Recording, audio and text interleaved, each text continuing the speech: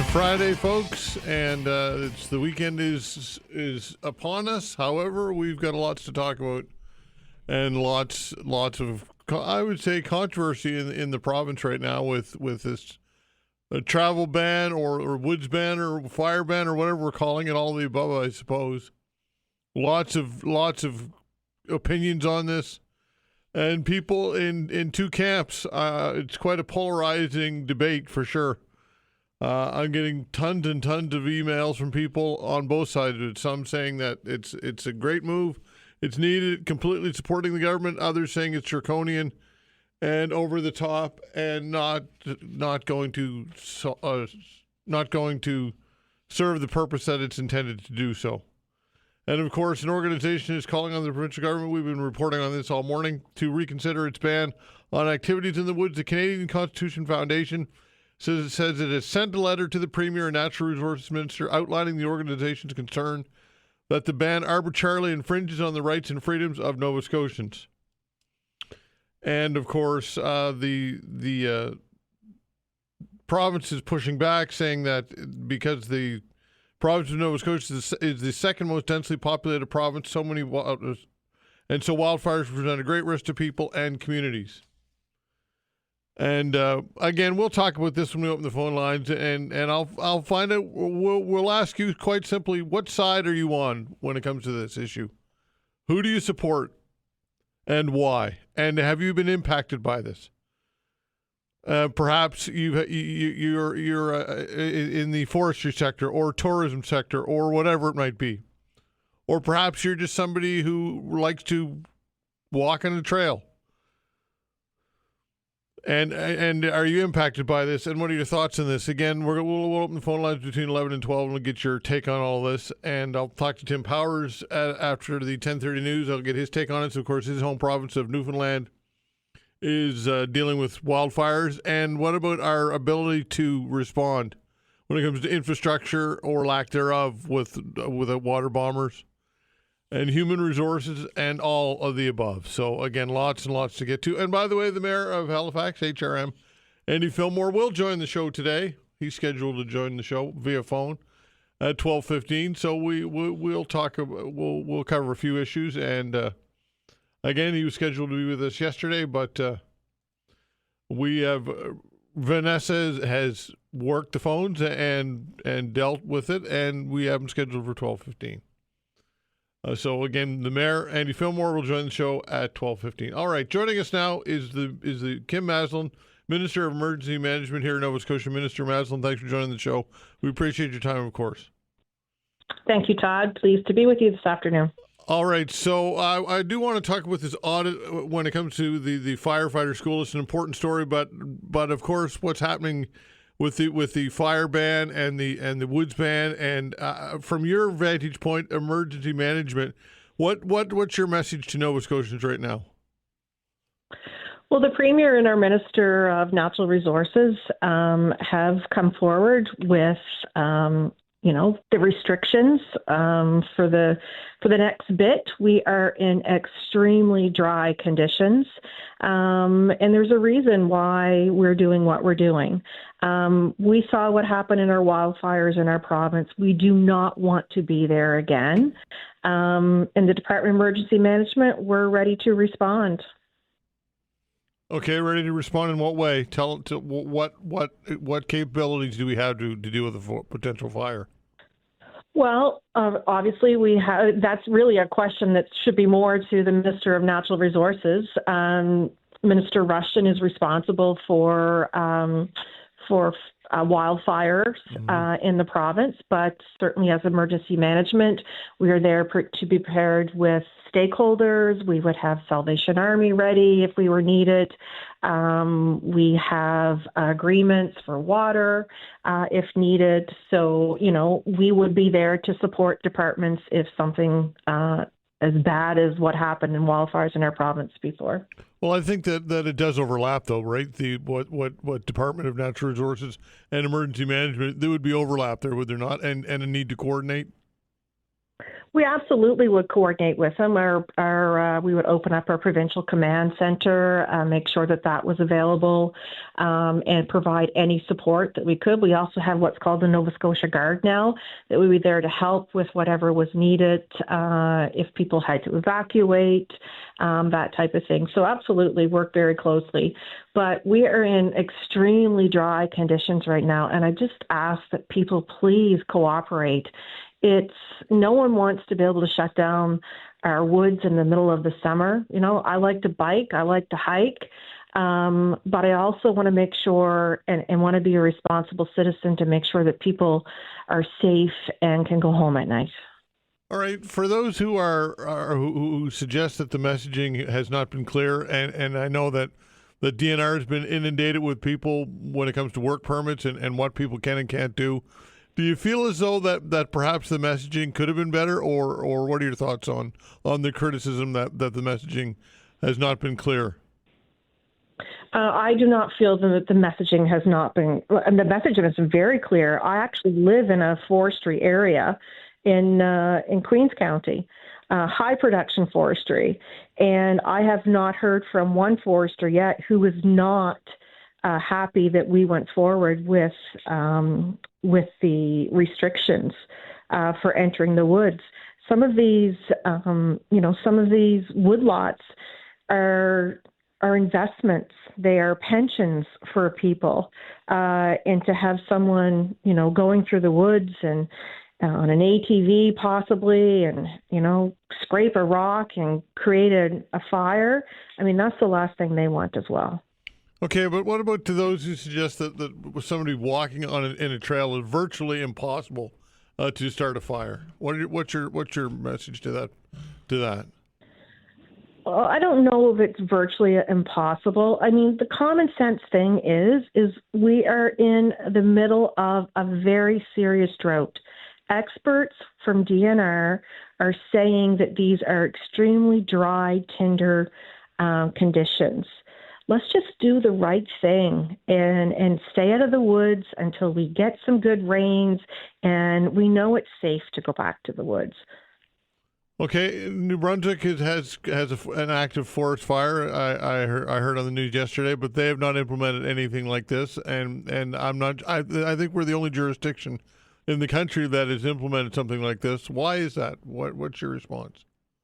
Well, I can't speak to other jurisdictions, but we do know other jurisdictions are battling intense fires right now. I think our premier and our minister have done the right thing. It's it's easy. It's easy just to sit back and not do anything, and then have to deal with the result of. Think about what people went through when they lost their homes last time. Think about the people that waited for days, wondering if they were ever going to be able to return back to their home. And when they did, what was going to be left? It's just the responsible thing to do. And, I see people's criticism. I hear it. But you know what? 90% of the people I hear from, it's like, right thing to do. Thank you. Okay, what proactively has the government done when it comes to preparation? Similar water bombers in Nova Scotia. What actively has your government done since 2023 wildfires? Those are questions you really need to ask the Minister of Natural Resources, Todd. I didn't realize we were going to talk about that today. I thought we were talking about the fire school. But certainly those are questions you really should have Minister Rushton come on your show, and I'm sure he would gladly do that. Right, I understand that. And look, I don't mean to put you on the spot, but I think you would agree that this is front and center of the story. And emergency management, it would seem there would be you would have a reason to want to weigh in on this. Agree or disagree? Oh, absolutely. I certainly, I'm not saying you're putting on the spot or trying to, punt it off to Minister Rushton. I just know that Minister Rushton deals with all of the wildfires. We are there for support as emergency management. That's, of course, opening up a provincial coordination center, which is what I talked about, organizing stakeholders and supplies to come in to help with firefighting, whether that's water, food, comfort centers, that type of thing as emergency support. But Minister Rushton actually deals with the actual firefighting itself with DNRR. Okay, we will certainly reach out to Minister Rushton and get his take on this. All right, let's shift gears and talk about this audit, this damning audit when it comes to the firefighting school. Appalling results, lack of safety, seriousness, and planning, according to the government, and your government is cutting ties with this school. Tell us more about this, please. Yeah, absolutely. So we decided to do a value for audit money, a value for money audit. The government had serious concerns about the board's oversight and operations, and in August 2024, it was before I became minister, but there was an occupational health and safety audit done through municipal affairs. A stop work order was put in August 2024. It was later lifted in September, but the school's private college certificate had not been reinstated. And since becoming minister, I was hearing more and more from the local fire community that they had serious concerns about the fire school, that they felt it lost its way, that there was a crisis of confidence and that trust was broken within the school when it came to safety.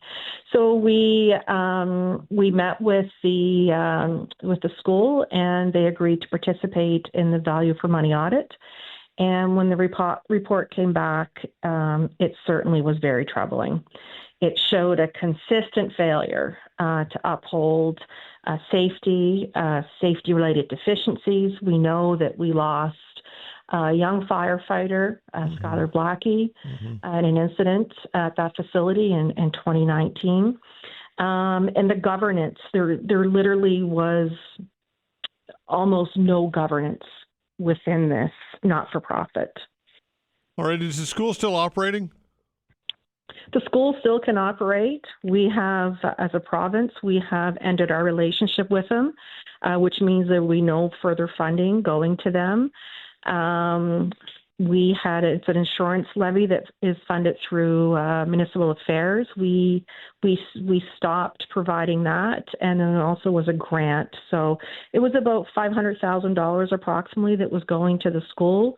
And with the school operating the way it is, there is absolutely no way we would be able to continue our relationship with them. All right. So what options are there now when it comes to firefighting and training? Yeah, so right now we are pulling together steering committee for firefighter training. It'll be established in the next couple of weeks, and this will oversee an interim training plan and to work on a long-term planning, of course. As we know, there is a very broad governance review that is being done by FSANS, Fire Service Association Nova Scotia, right now. And my understanding is they've had tremendous feedback from firefighters, professionally, volunteer, who have talked about how they'd like to see fire service continue or go ahead in our province. So once that report is finished, that will really, and that's due in September, that will really form the basis of how we go forward in delivering firefighter training in the province. All right. So obviously, government partnership, and we want to make sure whatever we establish that proper oversight is in place and it's properly funded and all that goes with it. So how do you ensure that? Well, we absolutely know the importance of our firefighters in our community, our professional firefighters, and our volunteer firefighters. I mean, I live in the rural part of the province, and I see what our volunteer firefighters and our professional firefighters, what they do every day to help save people's lives and people's homes. So we owe it to them to make sure they have a safe place to train, that they have adequate equipment and funding. And I'm really looking forward to the FSANS report, the governance report coming back, so that can really guide us into what is needed in the province. But what I will say is you have a government that is dedicated to emergency management And fire services really hasn't had a home in government. It gets grants from municipal affairs through municipal units. We have justice belongs, the police belong within justice, but fire services really has not had a home in government, and it should. So we're going to work with our firefighters and make sure that their feedback forms the way we go forward. So this school, what do you think the future is for the school? Can it continue to operate long term, or what are your thoughts on that? Well, I would say that's a question, really, Todd, that you should ask the school. Mm-hmm. But when you see words from firefighters themselves who have trained at that school, saying that the trust is broken, that the school has lost its way, that there's irreparable reputational damage, that, executive leadership does not assume accountability. When you hear their own board members talking about the leadership of that school, I don't know how it will find its way. That's up to that school. But I can tell you, as a government, we will not be participating in funding that school any longer. Our relationship is done. Okay, Minister Masland, I appreciate your time. Thanks so much, and we'll do it again. Thank you, Todd. Have a great day. All right, take care. Minister Kim Masland, Minister of Emergency Management. Healthcare report. How does Atlantic Canada compare to the rest of Canada? Some troubling statistics. We'll talk about it when we come back.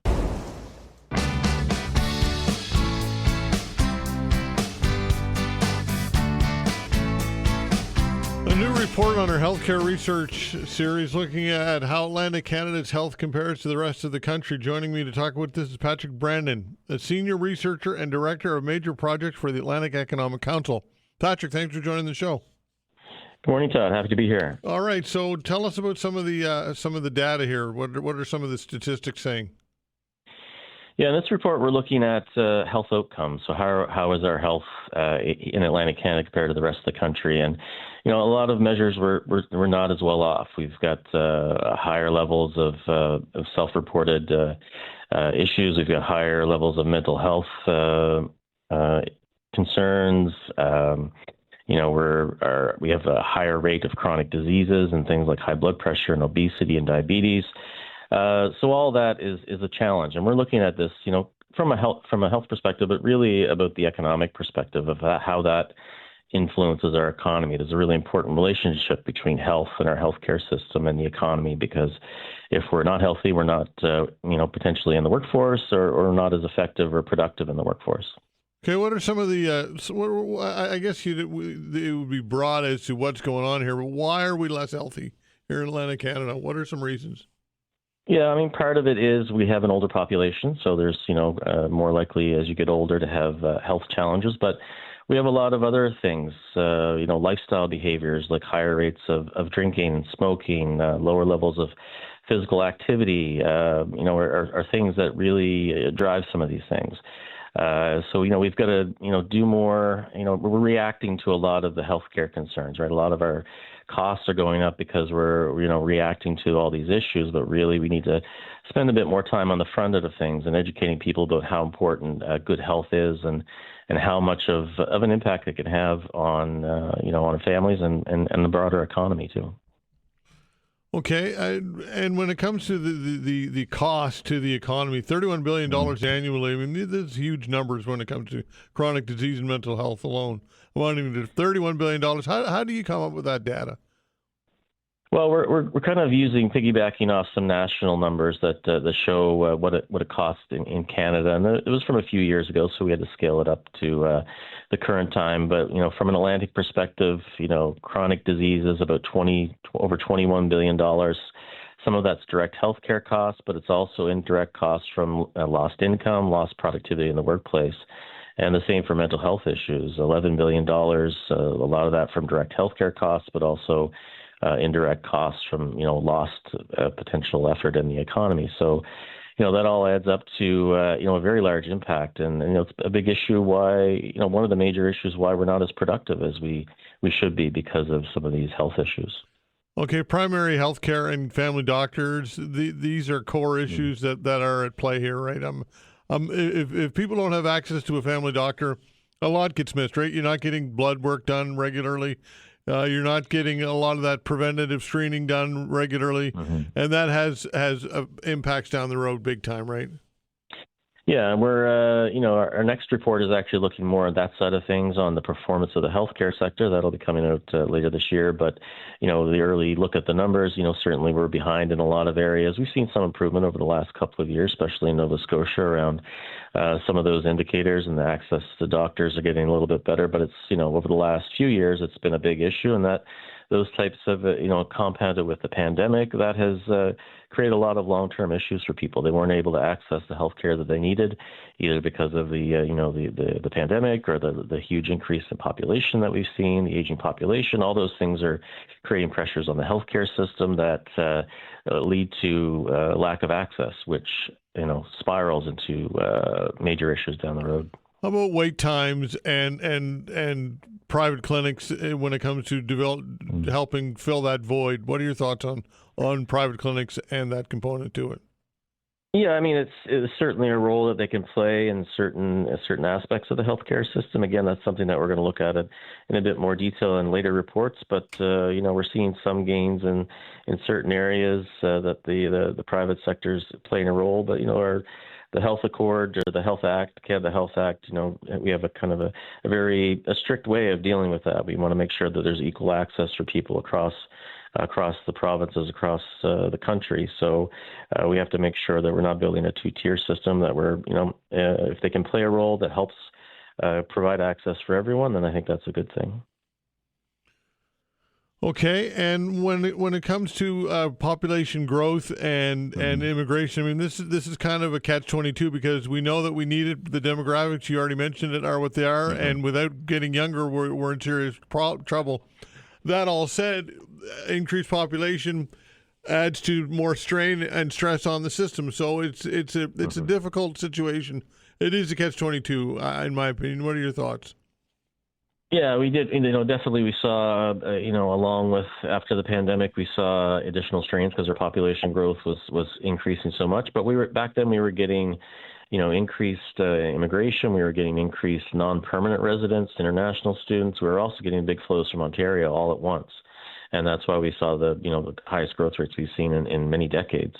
I don't see that happening going forward. So there's a bit of a time now for the healthcare system to catch up. And, population is probably not going to increase very much over the next couple of years because of the federal government scaling back on the immigration and other non-permanent residents.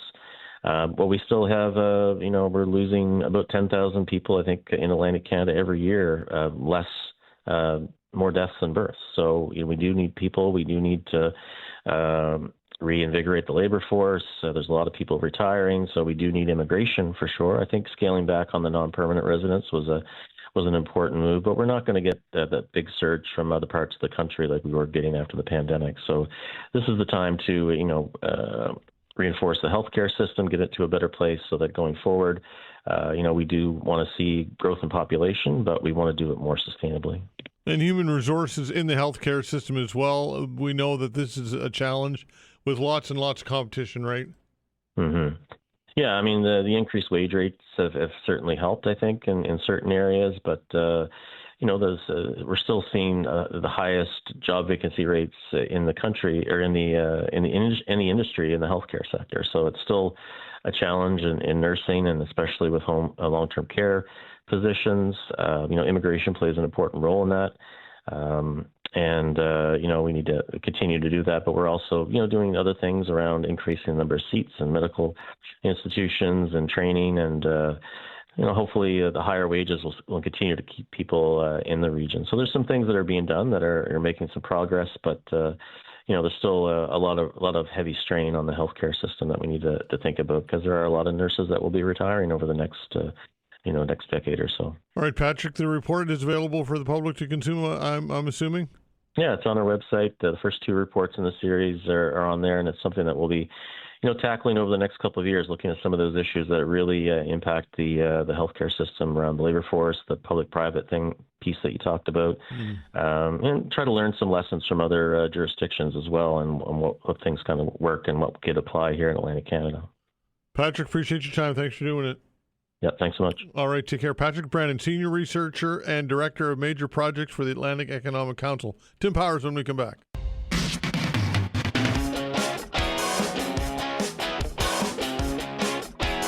All right, joining us for our weekly chat is Tim Powers, Summa Strategies, Abacus Data, friend of the show, of course. Tim, we usually have some levity to kick things off, but no laughing matter right now when it comes to the fire situation, certainly in your home province, right?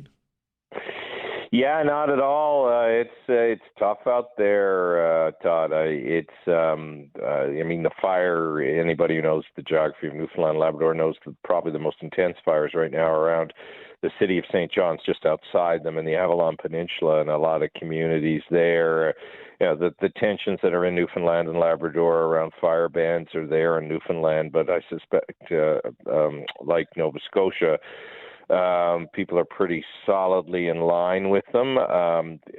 We don't have you can't go into parkland stuff that you do in Nova Scotia, but I don't think it would be a stretch to imagine it would be possible to go there. We had 3 bonfires that were set in the St. John's area on Wednesday and or Tuesday, and our premier was rightly apoplectic at people for doing that and taking resources away from other fires. And I think what Tim Houston is doing is not easy to do, but I fully think it's the right thing to do in Nova Scotia. And I have to laugh at a lot of the critics, who are making theoretical arguments and have no clue what's happening in Atlantic Canada. But that's how these things go.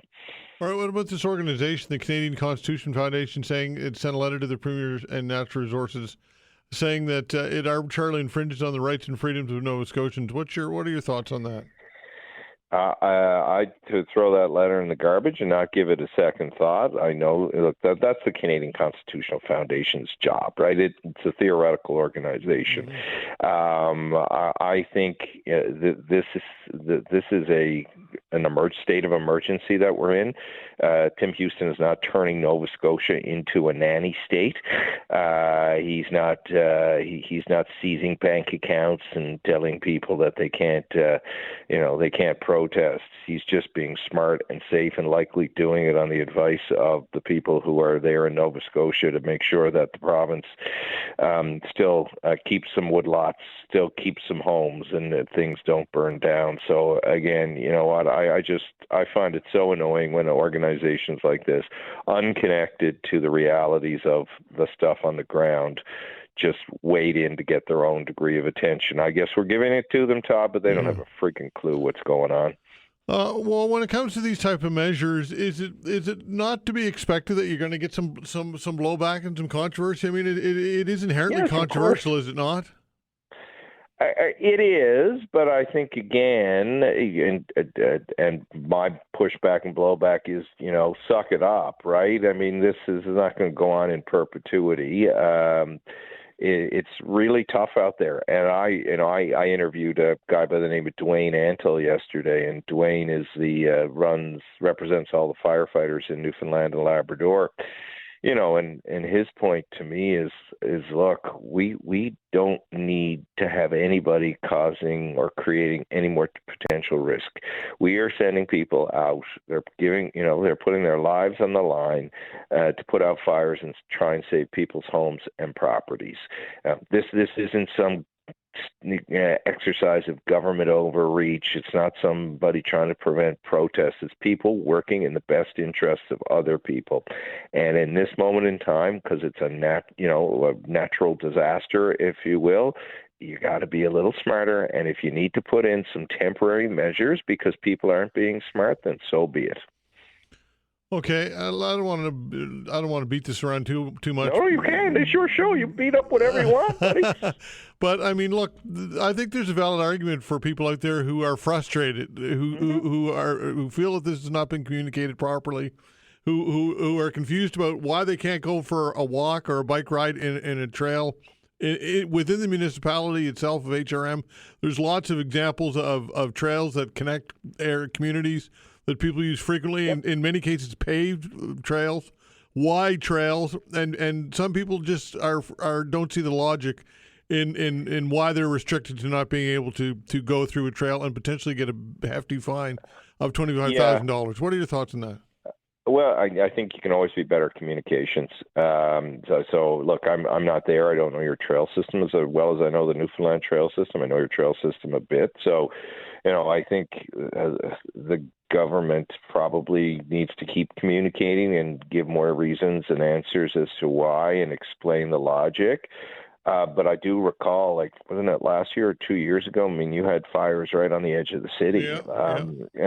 So I think they're just exercising caution, right? I mean, I think from what I understand in Nova Scotia, everything's pretty combustible at the moment, as it is in Newfoundland and Labrador. So I assume the advice they're getting is, even though it may seem a little extreme to some, limit as much risk as you can, because again, having talked to Dwayne Antle yesterday, I mean, I suspect again it's the case in Nova Scotia. These firefighters are exhausted. They're burned out. They don't need to be called away to put out 2 trees on fire in Bridgewater because somebody went on a path and didn't mean to, do something or threw a cigarette away while they were walking. The stuff like that just happens. People don't mean for it to happen.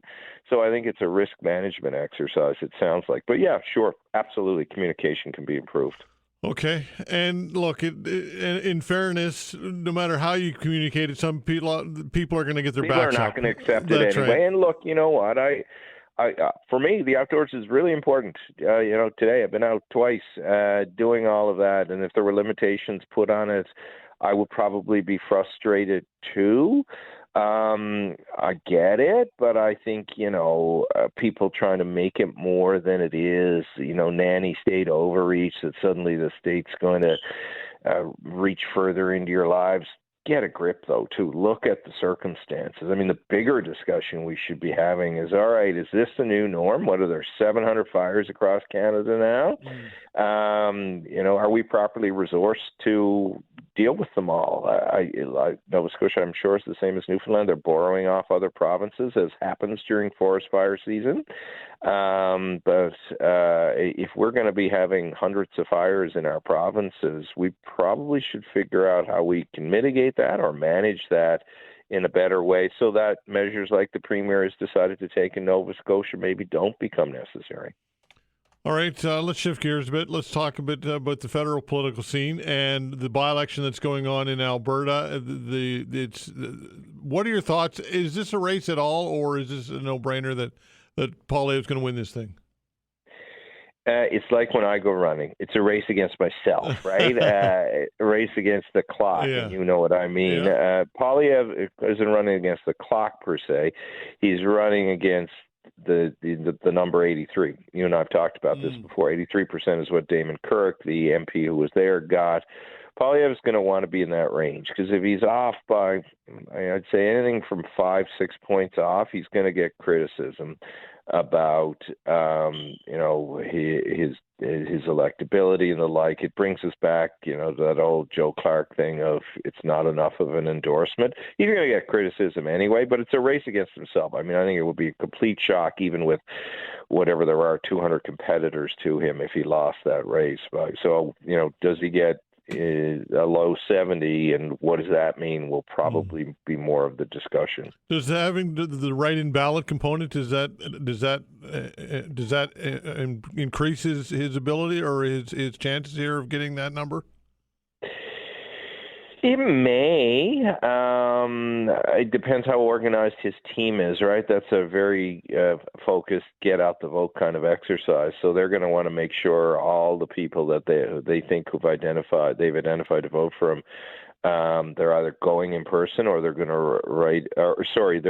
They know when they go in person, they know who to write in that ballot. It may cause confusion because people are so used to an X to, what happens if you spell his name the wrong way or something like that. There's all kinds of variables that could make it more difficult to have the kind of number he wants. Okay, and Mark Carney, and what are your thoughts on the what has not happened with the United States and getting some type of deal done with Donald Trump? What are your thoughts on Carney and the tariff deal? Yeah, I wonder what the real game is, right? There seems to have been a tranche of noise this week, and Doug Ford, the Ontario Premier, leading the bullhorn around it about maybe this is really about early renegotiation of CUSMA. But you talk to people like Goldie Hyder in the Business Council, he'll say no, they want to deal with, the Americans want to deal with the tariffs first. So look, I think if the Prime Minister maybe has learned anything, don't be throwing up deadlines. They aren't working in your favor at the moment, particularly with a guy like Trump who could care less about a date unless he's putting it out there. And even when he's put dates out there, he's rescinded them. So I think Carney has some space here, probably till the Parliament returns in mid-September before hardcore criticism starts coming his way. And when it comes to Doug Ford, I mean, he really taking shots at Donald Trump, and I guess he has the liberty to do so. Do you think that Donald Trump even knows who Doug Ford is? He probably doesn't. Doug Ford's like the guy at about 4:00 in the morning at the old palace, running around throwing haymakers, trying to hit anybody he can. Yeah. That's what, and you know what? That's his job at the moment. He and the Prime Minister, I think, have a deliberate tag team here, where because they are close, where the Prime Minister is more reserved, and Doug Ford is doing what a lot of Canadians want to see politicians doing, uttering threats and saying things that we think about Donald Trump. I mean, that comment about being the most unlikable politician in Canada is likely 100% true. So giving some voice to it from somebody who isn't leading negotiations probably helps Mark Carney a little bit. Okay, Tim, great stuff as always. Thanks, pal. All right, buddy. Take care. All right, take care. Tim Power, Summa Strategies, Abacus Data, friend of the show. Back to the future when it comes to Canada Post. My goodness gracious, we're going to talk to Duncan Robertson about this when we come back. X.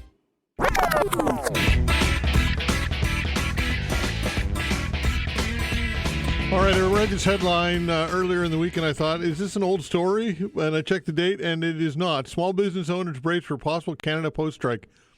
Duncan Robertson, Director, Legislative Affairs, Canadian Federation of Independent Business, joins me. We could we've had this conversation before, haven't we? Yeah, it's Groundhog Day. Yeah, same thing. It's got to be tough for small businesses to deal with this, eh? Yeah, obviously. Just ongoing uncertainty, like yo-yos, strike, no strike, maybe a strike. It just makes it that much more difficult to really plan, particularly shipping. So there's uncertainty around everything, every part of our economy right now. So this is just another issue, and we hope to God that there's no strike. It's going to impact our members either way. Many, particularly in Atlantic Canada, rely on Canada Post. So when we see them strike or get in a strike position, it just adds a lot of uncertainty. And there's already actions being happening by our members. They're encouraging consumers to go to more digital spaces, so digital communications, digital payment, and 4 in 10 are already moving to the private operators, so FedEx, UPS, things like that. So they're looking for that alternative already. More expensive, though, is it not? It is, and that's kind of the trade-off, because Canada Post is used for a low-cost, effective alternative. But again, when it becomes this uncertainty on how you're going to ship, are they going to strike, what's the service going to be like, then you do have to take that decision. Is it worth, paying a little extra to go to those private alternatives? And that's what businesses are really thinking about. So, that's the issue. Okay. And look, uncertainty is not good when it comes to business. We know that of any scale or any size. But in particular, when your margins are thin, as a lot of your members are, I would think that this has got to be a deterrent for some people to even be in business.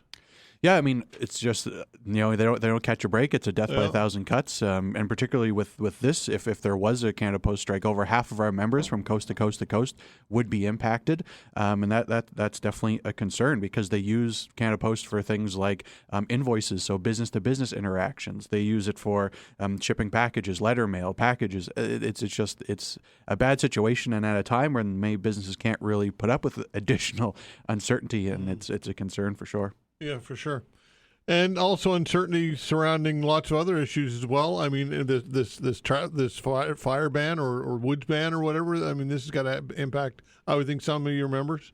Yeah, look, we're a data-based organization. I'm a data guy. Yeah. We don't have any direct data on this yet, but of course that's not going without saying. There would be some effect to small businesses that own, private camp lots that, deal in the tourism sector around outdoors tourism. So there would be that impact. And 6 in 10 of our members are already facing lack of demand. So when there's of course that impact. But again, at the end of the day, this is something that's brought forward to kind of protect Nova Scotians. If you talk to small business owners in Tantallon or Barrington, they'd say, this is a good move, of course, but look, it's something that again adds uncertainty. Hoping for rain. Of course, the news release included a point where if conditions improve, perhaps that ban goes down. That's what a lot of people are hoping for, small businesses included. Think of agriculture too. If you're a farmer in this drought as well, it's a difficult situation out there at a time when it's supposed to be prime tourism season. So it's definitely a shaky ground for some businesses out there. And, of course, tariffs looming, right? Tell us about tariffs and your members and thoughts on that. Yeah, well, we're already seeing a cost from tariffs. It's good to see that the CUSMA compliant goods are excluded, but we are seeing impacts for small businesses who are exporting. Some are having to cover the cost for their consumers in America, which is an added cost. Additionally, for importers, small businesses importing from the States, a lot of them are having to pay the bulk of that tariff, which of course is a cost. And what we're really looking for, particularly for the federal government, is they are collecting funds through these retaliatory tariffs. We want to see that delivered back to small businesses, delivered back to these sectors at a provincial level. The province of Nova Scotia set aside a $200 million contingency fund for tariffs. That has not been rolled out to our understanding. So, it's not really time for a rainy day fund. It's raining right now, maybe not physically, but at least in terms of what small businesses are feeling. And we want to see those funds rolled out to support businesses. I have a number of businesses who would be able to use additional fund and support from the government, and that's really what they're looking for too. Yeah, absolutely, for sure. And again, it all lends itself to the question of uncertainty, right? Because we don't even know whether CUSMA will be honored, because Donald Trump is so volatile and unpredictable. You just don't know what's coming, right? Yeah, and in the fall they have to renegotiate that agreement. So that's again additional uncertainty. When we look at business confidence, at least in Nova Scotia, there's less businesses pessimistic than they are optimistic, which is definitely a concern. We saw a very steep decline in optimism as a result of these tariffs. And from our monthly business barometer, which measures optimism, we haven't seen a rebound. And when you look in the next 12 months and you don't know what's happening, it impacts your ability to invest in your business. Some having to really wait and decide, what they're going to have to do around staffing levels. So it's a difficult time. Many are holding their breath and just hope to get a break. Hopefully something breaks their way. But yeah, it's just very difficult to be able to see into the future.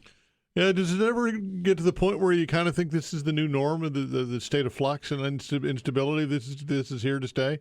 We definitely hope not. Yeah. Hopefully in the next 3 or 4 years it'll get better. We've been saying that for 5 years now, though, right?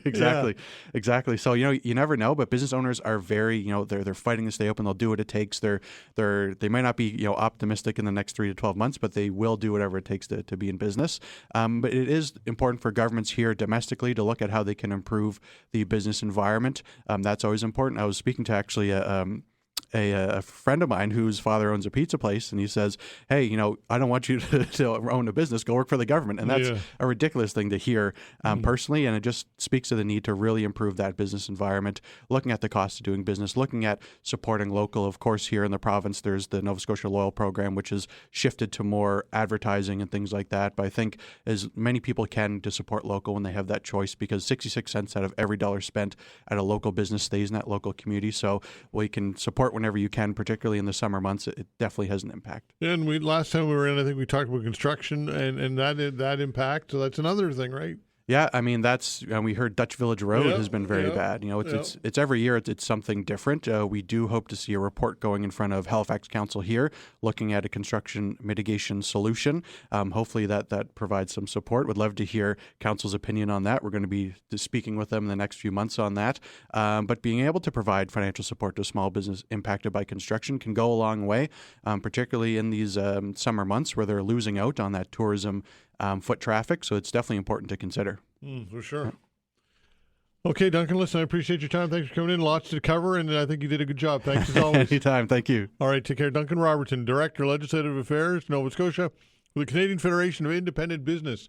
What is on your mind today? The way to reach us is 902-405-6000. Again, 902-405-6000. I'm sure that many of you will want to talk about this woods ban, fire ban, whatever we're calling it, all of the above. 902-405-6000. What are your thoughts on that or anything else that you've got on your mind? We'll be back with your calls. Facts.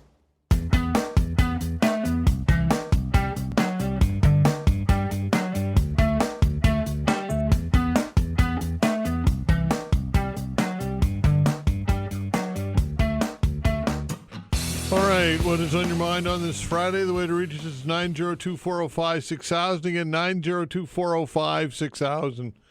What is your takeaway on the ban that is now underway? I think this is day 2 or 3, in which we've had some time to digest this travel ban, woods ban, whatever we're calling it, fire ban. And as predicted, it's going to be polarizing, folks. I don't think that it's realistic for a government to roll something like this out and not expect to have people with varying opinions on it, and people will get their back up, whether you agree with that or not. And some people, I'm receiving emails on both sides of the coin, so I want to take your calls on it. What are your thoughts on this? 902-405-6000. I'll read an email, then we'll go to the phones. Gloria says this. Says, listening to all the negative comments on the recent fire ban, perhaps have someone on whose lives were impacted by one of the 2 major fires of 2023. Maybe it would make people understand where the government is coming from and where their fire bans. Give it some good thought, and I'm sure one can figure it out. I was not impacted by these fires, but one time a neighbor decided to light a fire in their yard during a fire ban, and this fire was in close proximity to my home. I could envision everything going up in flames. However, the fire department thankfully arrived quickly. Therefore, no damage was done. Having said this, people do not get the implications of lighting a fire during a ban. I cannot understand why this is such a no-brainer to so many people. And look, I don't think anybody is arguing with the fact that a fire ban is a good thing. Okay, I don't think anybody's arguing with that. I think where people have their differences is the travel ban and how far-reaching and far-sweeping it is, and that is, I think, what is controversial here. Because look, it's people look at it and they say, "What is the problem with me walking in a wooded or in a trail through the woods, and in some cases in the midst of the city, which connect neighborhoods, in some cases a paved trail, and it's the way that people walk and get back and forth every day. Now they have to go much longer distances to walk, and that's just one example. So I think whenever you're going to roll something like that out, you're going to have blowback. I think it's that is a no-brainer that not everybody's going to accept this. And what are your thoughts on this, folks? Is this something that is necessary? Is it overreach? Is it draconian? What's your take on this? I want to hear from all sides of this. 902-405-6000. That's the way to reach us. Again, 902-405-6000. Again, a fire ban, I think is a no-brainer. I don't know how anybody could argue with a fire ban. But the travel ban and people working in the woods and the way that it was communicated, and some people don't have permits to work in the woods. They're confused whether they continue to do what they've done. Their occupations are at stake. There's tourism is impacted. So whenever you have all of these components, you're going to have people who are not going to agree with what the government is doing. That is absolutely going to happen. And for the government to roll this out and not expect that, I think is naive. What are your thoughts on this, folks? Where do you land on this? 902-405-6000. That is the way to reach us. Jason's giving us a call. Hello, Jason. How's it going, Todd? Going well, you? Not so bad, I guess. As far as overreach, I don't think it's overreach. Could have been rolled up better. I think definitely could have been. I'm sure the people in natural resources and the folks that are looking and studying the ground and seeing how dry we actually are, which we are very dry. I'm sure they've known about this for weeks. We haven't had rain in weeks. So I think you mentioned it yesterday. They maybe could have done a slower rollout and maybe posted something saying, this is what we're looking at. We're considering this possibility of shutting down trails and woods and wooded areas and whatnot. Yeah. And then had time for people to digest that. But I think it has to be done because you're sort of looking at the lowest common denominator. I mean, most people are going to be reasonable and not light fires, but there's always going to be somebody who's going to do something or think that's not a big deal, and we just can't afford to have another wildfire. We just can't. No, I hear what you're saying. I do, but I think like you said, could have been rolled out better and given people more. Look, there's going to be people who are, no matter what you do, are going to be upset. But in particular, people who work in the woods and people who need permits now, because there are people who are scrambling. They don't know whether they can work in the woods. They're trying to get a permit, and the DNR is inundated and not able to keep up with it. They don't have the human resources. Again, this could have been 2 or 3 or 4 weeks rollout to say, look, these are the measures that we may roll out.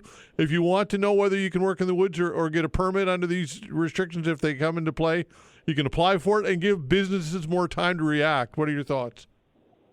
No, I 100% agree with that. Like, again, a slower rollout with more control of, because like you say, some people do work in the woods and that's their livelihood, and they have to. If they don't get any money. They don't have the income. So if they could have, yes, this is what we're doing, and then you just sort of put it out there so when people are applying for permits, they are sort of aware that this might be happening, but either they're able to or they're not able to, however, they make those decisions.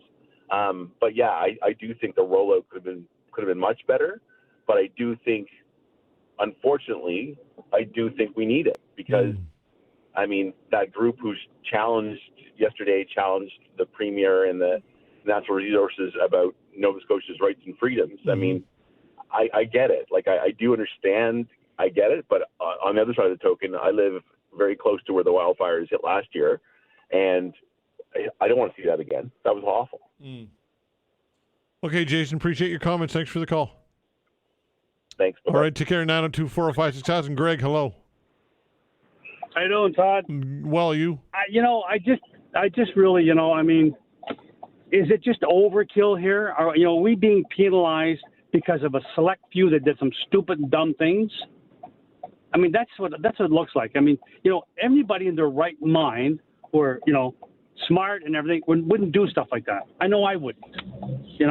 But again, because of a select few, we're going to be penalized, and I can't see how walking on a trail by the woods can start fires, unless of course you do something stupid by throwing something out. But I mean, you know what I mean? This is what I'm saying. They should have thought about this. And I think you said right. Make it maybe start maybe a month before and say, this is what we're going to do. This is what we're trying to do. Then people would say, okay, now we understand.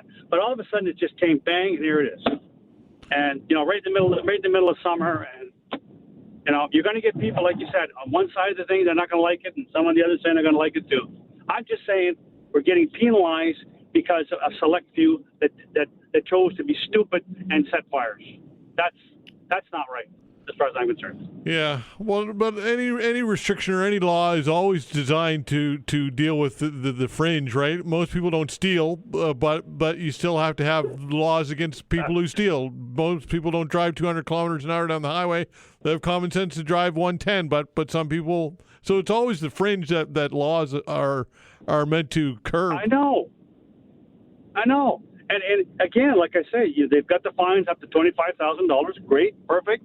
That should be a deterrent right there, as far as I'm concerned. You get caught, you hit them and you're balded, you might think twice. Yeah. But anyway, like I said, it's just really, you're damned if you do and you're damned if you don't. Yeah, that's true. Okay, thanks, Greg. Appreciate the call. Okay. Take care. 902-405-6000. Ross, hello. Hey, Todd, how's it going? Well, you? Good. I just want to start off by I'm saying I understand the no fire thing, and I'm going to go off on other things about it. But interesting Google search. Nova Scotia is the first area to ever enforce what's being called a climate lockdown. And not necessarily my favorite title to be Googled as Nova Scotian anyways. Yeah, I mean, I guess it's kind of like my wife was saying the other day, like the reason they got these rules is like, listen, like you tell your kids not to touch the stove, and one kid's going to touch the stove, right? And what do? You just say no, touch the stove. You turn the stove off, whatever. And it's unfortunate that we have to treat people like that, but I guess stakes are high. Fires aren't really irreversible. If you come in speeding, you can give them a ticket. Hopefully they don't kill anybody, but you start a fire, unfortunately, you never know what could happen. But I guess it's just frustrating because, like you were saying earlier, like the trails. I live in Springvale, off of Joe Howe. We don't have many sidewalks up here, kind of like parts of Fairview. Mm-hmm. So we have the Colta Trail, which is basically a treated trail on the way to the golf course. How I take my kid to daycare on my bike or walking with a stroller. We can't take that now. We have to walk on the busy streets. I know it's not a minor inconvenience, but it's just kind of a lot of people use that trail for just commuting, and now we can't. And I don't know. It's frustrating because it's like, go at the people making fires. I know it's stupid that Tim Hughes is probably getting calls. Like, I can't believe someone's out there throwing barbecue charcoals into the woods after, it's ridiculous. But to penalize the entire population to me is a little draconian. So, I guess my solution would be just go at the people who are doing this. Like, I know there's had a few fines, but enforce the shit out. Enforce that. Mm-hmm. And I think you'll get the results. But this is kind of like Point Pleasant. You can't walk your dog in certain parts of Point Pleasant anymore. You can't walk in the Colta for a while. Anyways, it's kind of going back to COVID, and it's just, I guess it's frustrating how easily we just give up those things, and people are just like, oh yeah, we have to do it, blah blah blah. It's part you have to, Anyways, rant over. Okay, thanks, pal. Appreciate it. Take care. 902-405-6000. We'll continue with your calls when we come back. Facts.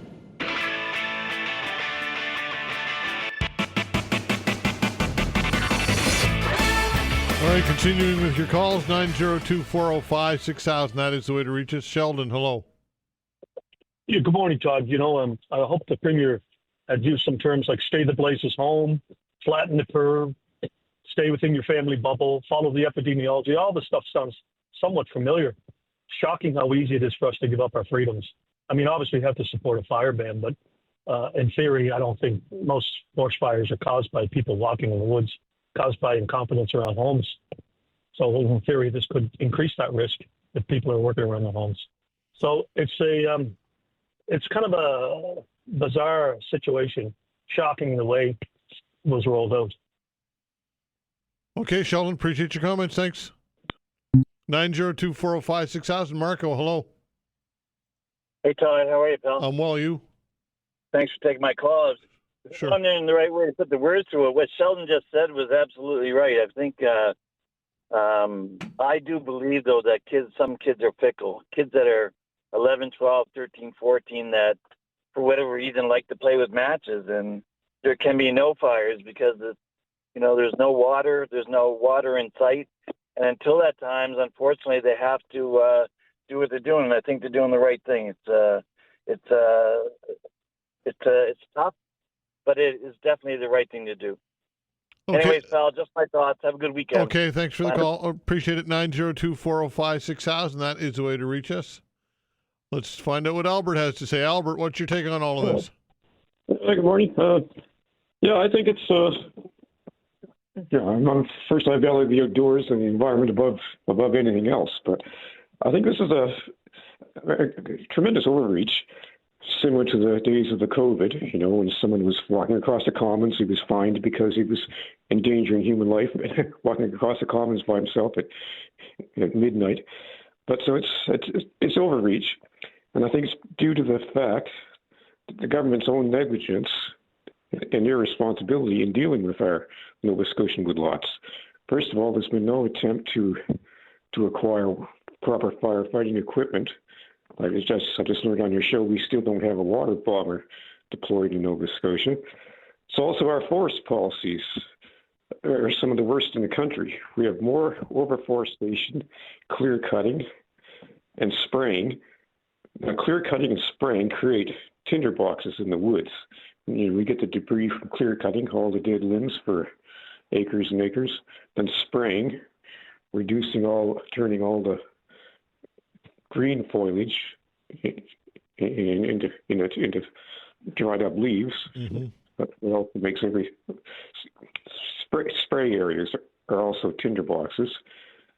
So it's an overreach. I mean, everyone agrees with fire bans and motorized vehicles. That goes without saying. But to have the fines so high, $25,000 for walking in the woods, that's ridiculous. That's meant to be like a sledgehammer, one-size-fits-all approach to preventing forest fires. One thing we got to realize is that most of the fires in Canada in the last few years are a result of arson. We have an arson epidemic in our country that no one's addressing. They'll use things like, it's global warming and this and that, but no. The cause of most fires in Canada is arson. The two fires in Newfoundland can both be traced to arson. The two fires we had in Nova Scotia, one was arson and one was stupidity, someone not obeying a fire ban. So, it's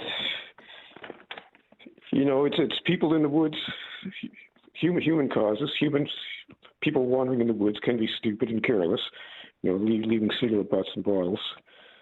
So, I agree to a certain extent with the travel ban, because there's always going to be those stupid people that smoke and drop a bottle. But the fines the fines are too high. And also, it's the question of private woodlot owners. If you have a property, it's very desirable that you can continually monitor your property, especially in conditions like we're experiencing. You should be able to walk in your woods every day and check for things.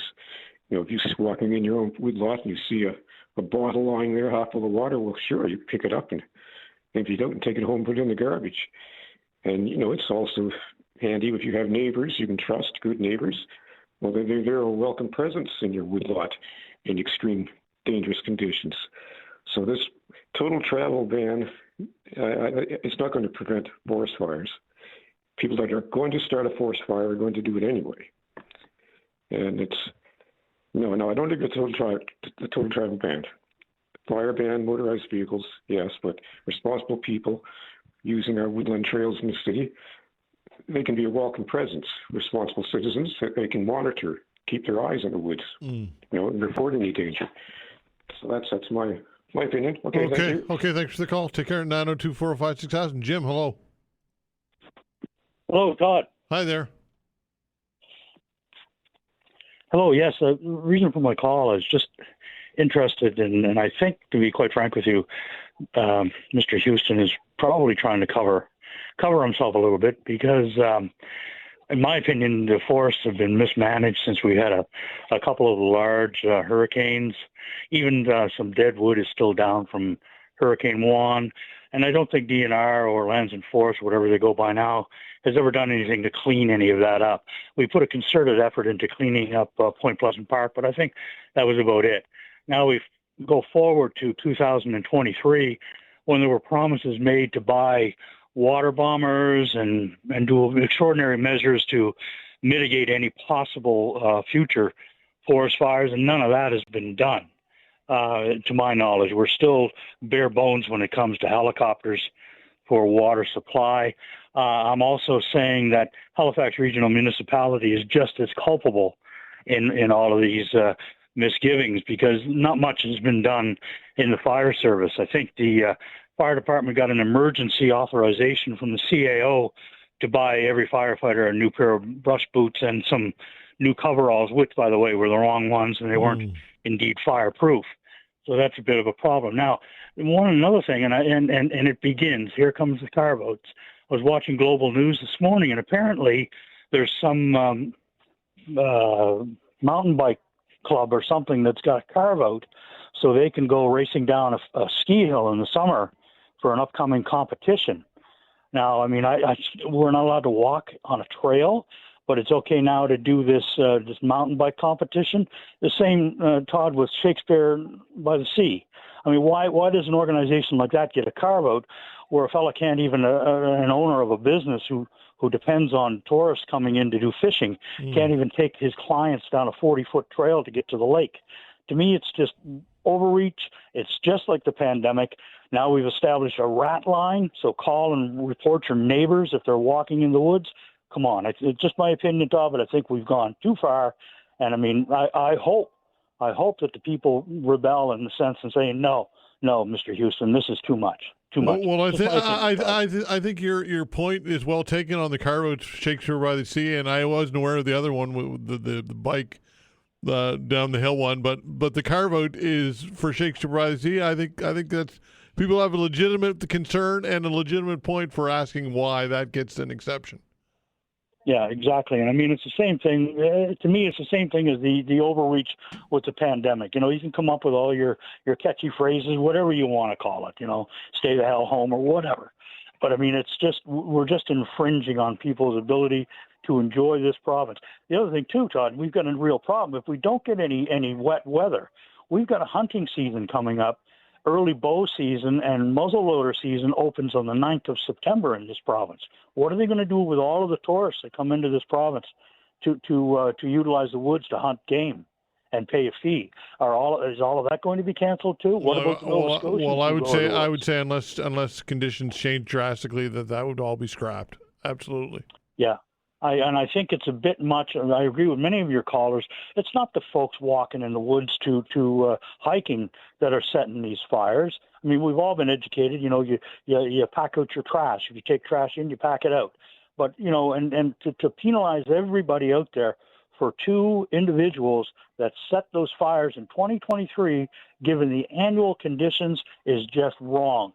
And the other thing they should, if they're going to put a fine out there, then, you know, little doggy, if you're going to bark, you better have the bite and start on making these people honor and pay the fines, because it's just enough. Just people now are laughing at them. You've had callers over the past couple of days going, yeah, here's a way you can beat that.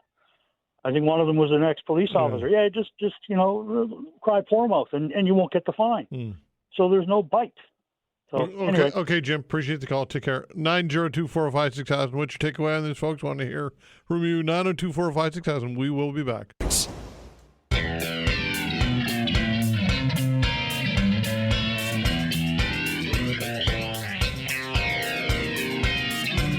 All right, taking your calls, 902-405-6000. That is the way to reach us. Again, 902-405-6000. Marilyn, hello. Oh, hi. How are you? I'm well. I'm talking about, you know, I strongly believe the biggest culprit in this whole fire thing are cigarette smokers.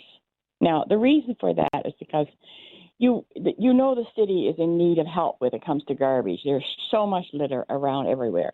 But you walk by any business, grocery store, or wherever, and if there's a place where people congregate to have their smoke, there are literally hundreds of cigarette butts on the ground in that area. Same thing, you walk down sidewalks, there's cigarette butts everywhere. If I was out somewhere and I opened up a wrap of bubble gum, a little tiny piece of gum, and I threw that on the ground, somebody would look at me like I'm crazy. But if anybody throws a cigarette butt, nobody notices it. I was sitting in the parking lot at Joe Howe Drive yesterday. I came out with my groceries, and I just took a minute to do something on my phone. I don't know, and I watched people. I counted 4 people who got out of their vehicles with their butts. As they got out, they just threw the butts on the ground. The butts rolled away, and it was fairly close to where I was sitting. I could actually see the blaze on the cigarette butt as it was rolling down the concrete. Common sense. Don't do that. And I really think that's our biggest problem, our cigarette smokers. There's no ban on anything. In Europe, if you're caught throwing butts on the ground, you get charged. But the city here don't even look at it. They don't notice it. Yeah, look, I can't disagree with what you're saying. It's true. For whatever reason, it's a cultural thing here where people just toss their butt and stomp it out or don't. And look, I think you're right. I think you make a bad. I don't know that that's the primary cause for forest fires, but it's certainly disrespectful to everybody else, it's for whatever reason, it's a cultural thing here, and it's a little bizarre. I think you make a good point. I've been walking along and I've had a cigarette butt thrown literally in front of me at my feet, and the guy just walked on and don't even notice it. They don't think that cigarette butts is a litter. They don't look at it that way. But right now, that litter has become a very big issue, and I certainly agree with the charges that is impacting right now. Okay, thanks for the call. We Have to do something. Okay, Take care. you. 902-456. Look, I don't like impugning any group. Obviously, not every cigarette smoker behaves in that way, but certainly a lot do. And because she's right. You look at anywhere where people congregate to smoke cigarettes, and there's butts everywhere, all over the ground. And it's accepted for whatever reason. I don't know why. It's just. But I think she makes a valid point. Jamie, hello. Hi, how you doing? I'm well. You? Good. Yeah, she was not wrong about cigarette smokers, throwing butts out. I was a little disappointed in the Premier when he banned people from walking in the woods, and then strongly suggested not throwing cigarette butts out the window. But I don't think they're a major cause of forest fires. The last two we had were caused by some teenagers having a tire fire in the woods, and then apparently the other one was someone burned garbage in the wooded area of their backyard.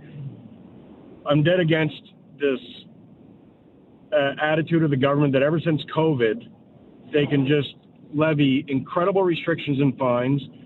I didn't agree with the $25,000 fine. I thought that was completely unfair. It'll bankrupt people, many people, right? And the problem is I don't think it's a deterrence. I think it's a punishment. Maybe it's a deterrence. I don't know. But $250, yeah, that was awfully light. But how it came up to $25,000, and for somebody to do something, when you asked the minister the question this morning, what is why ban walking when it seems to be such an incredible, and she stepped back, it's incredibly low risk at all, but then gave no evidence to suggest why it is a high risk activity. None. Her attitude was that she seemed incensed that you were questioning their experts who've never had to explain themselves, right? So we're just supposed to take their word at it, and a lot of people do. I did with COVID for the first 2 months. But when they said, we just got to flatten the curve, but then restrictions never came off, right? We were lines, and this is just it. It's just, I like ATVs. I've never seen an ATV start a fire other than, I've never seen one, but I do know that there's a risk when you're not running a spark arrestor, which is supposed to be there by law. But people take them out to make their machines louder. My machine has a spark arrestor in it and a fire extinguisher attached to it, because by law I have to. But I've never seen anybody fined any time of the year for not doing those things, for either removing the arrestor or not having a fire extinguisher. But they're punishing me because there's people out there that do. And I get frustrated, especially the walking one. I've never seen a spark come off sneakers, and I don't think smoking and hiking are two things that are generally activities that people do together. Yeah, that's true. Okay. Thanks, Jamie. Thank you. All right. 902-456-6000. That is the way to reach us. Let's talk to Len. Hello, Len.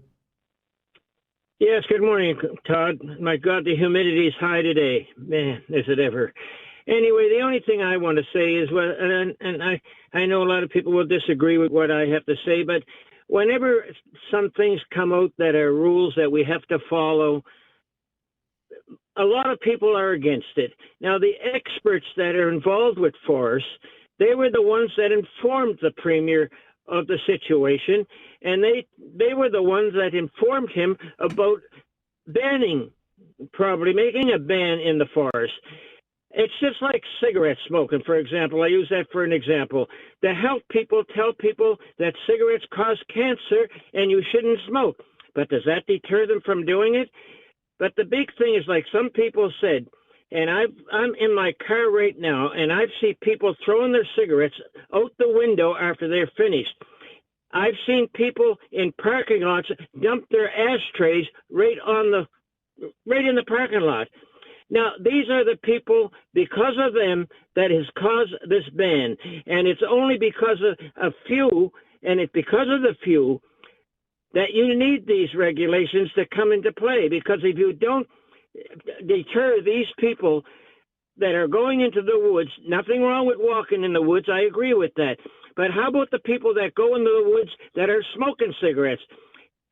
What happened to this rule when we had it a few years ago, that they banned cigarettes in public outside? Nobody was allowed to smoke. Did they enforce that? No, that's gone away. Now, if they had kept that in power, that would have been good. Then people would not be smoking even if they're walking in the woods because they know it's against the law.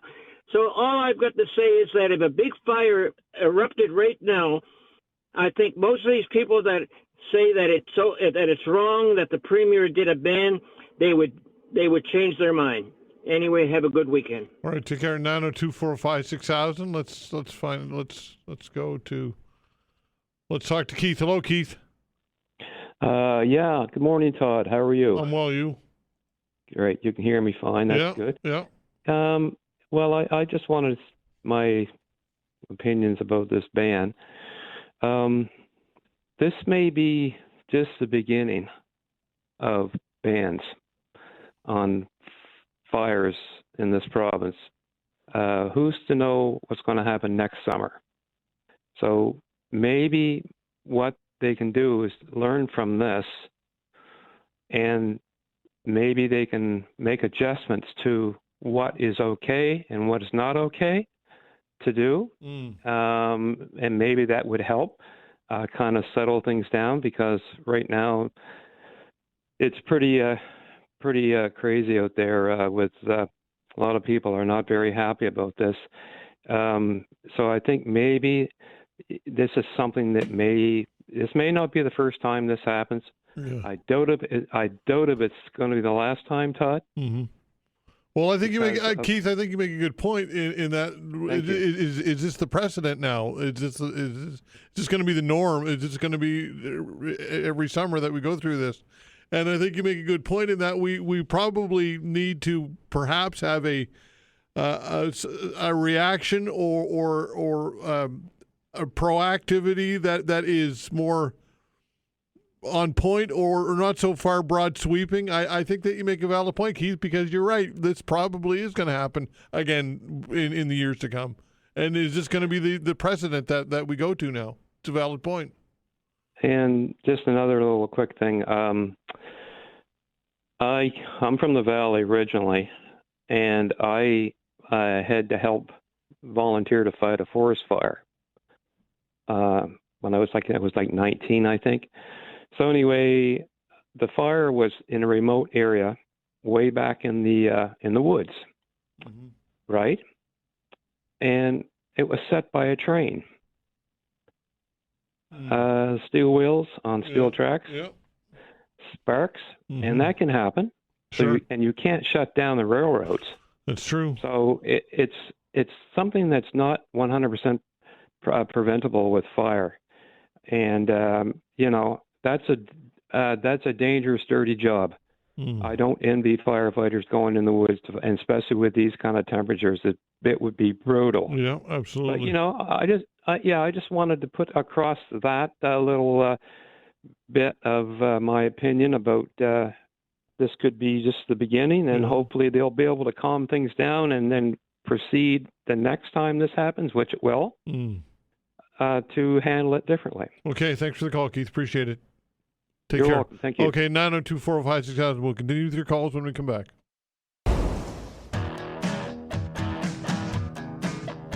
Continuing with your calls, 902-405-6000. That is the way to reach us. Peter, hello. Yes, hello, Todd. How are you? I'm well, you? Good, thanks. Listen, I'm flabbergasted a little bit here. That this is quite incredible. The risk and what's happened. If you've seen the damage that fire can cause, you may not be thinking that these are bad restrictions. With what one person can do, or one situation, the railway thing, that happens. I know that happens, and of course that's not preventable. But if someone's walking on a trail and they're smoking and they throw their butt down and not stomp it out or whatever, then and nobody's going to know who that was. But yet there's a fire that could take out, hectares and hectares of forest and or properties. We've seen this already. We have the experience, the bad experience of fires and what it can do. It can happen very quickly. If the people that are against the restrictions, if they can assure us that if the person that causes a fire, that the fire stays on their property and not spreads anywhere, then fine. But that's not what's going to happen. You unfortunately have to put in the restrictions for the very few, whatever percentage that is, that will not follow the restrictions and go, well, that's not going to apply to me, or whatever. Then you have to put those restrictions in. The consequences of not doing so are tremendous, and this province, as are others, are just waiting to go up. With the clear cutting debris and with the hurricane trees that are down, and the spruce worm that has killed millions of trees in Nova Scotia. All this is just sitting there waiting to go up. And I live in rural Eastern Shore, and I have 25 acres, and I actually bow hunt. And if I can't go behind on my own property and bow hunt, then that's fine with me. I'm happy to wait until conditions are okay. I don't want to have a fire burn down. Okay, Peter, I appreciate your comments. I do, but on the cigarette thing, I hear this regularly. Look, anybody can flick it, and thousands of times a day, I'm sure cigarette butts get flicked out of cars on highways and roads in rural areas and wooded areas. So the risk of somebody walking down a trail and starting a fire by smoking and throwing the cigarette butt, I just think that is, to me, is not a good enough reason to shut down the trail system, in my opinion. So I understand what you're saying, and I get that perspective. The thing is, until it does happen, okay, and then we go, well, I guess I was wrong. Maybe it could happen. Then we think about it, but then the damage is done. I understand. Well, so maybe we should ban smoking. In many places, smoking is banned, but that's for other reasons. But I think that but you see my point, though, right? You see my point that there's always a risk, Peter. Yep. Every time there's always some risk, no matter what, right? You drive a vehicle, there's a risk. People get killed every single day on the roads. Yeah. Yes. So is the risk if I take a risk in driving and I do something and I crash and I kill myself in the crash, that's one thing. But if I do something that is going to impact potentially thousands of others and cost hundreds of millions of dollars or now more, but I think that might be a little bit different. So I hear what you're saying. I get it. Yeah. But I think that in this case, the consequences far outweigh what individuals want, and I get it. It's an inconvenience. Walk your dog on the sidewalk instead of on a trail. I get it. But for now, they have to err on the side of caution, because there are those in our community and others that will just go do what they want anyway. Yeah, and the 25, I don't care if the fine's $100,000. It doesn't matter. You know why? Because I'm not going to have to pay it. I'm going to make sure that I comply, and so it's not a risk to me. It's not a hazard to me, the cost I'm talking about. Okay, Peter. All right? Appreciate your comments. Thanks so much. Thank you. All right, take care. You got it. David, hello. Good morning, Todd. I know you're busy. I just wanted to mention about the fire ban and all that. What about the farmers and the people with the wells, with the water shortage? What do you mean, what about them? Well, seeing where our rivers and lakes are getting very dry, I imagine the farmers are having trouble keeping up with the times. Well, that's true. That's true. That's a serious issue. It absolutely is, 100%. And why hasn't the Premier issued a state of emergency, or is that not probable right now? Well, I'm not sure. I can't answer that. I don't know, David. But I agree with you. It's a dire situation for the farmers, for sure. It's a huge concern. Yeah, because with the rivers and the lakes and everything getting dry, it's making it hard for even the fish to migrate. Yeah, for sure. Okay, thanks, pal. Okay, thanks. Bye-bye. All right, take care. Hello, Mike. How are you? I'm well, you? Good. The reason I called is maybe the ban is to protect the people. So if you walk into the woods, maybe if there's a fire, not that you started from smoking or anything like that, is so that nobody has to rescue you, like so that you can get the heck out of there. You know what I mean? But if there's no one in the woods, you don't have to rescue. Now, I understand what they're saying, and I understand people that are, angry about it, but, I mean, it's all about safety and everything else, right?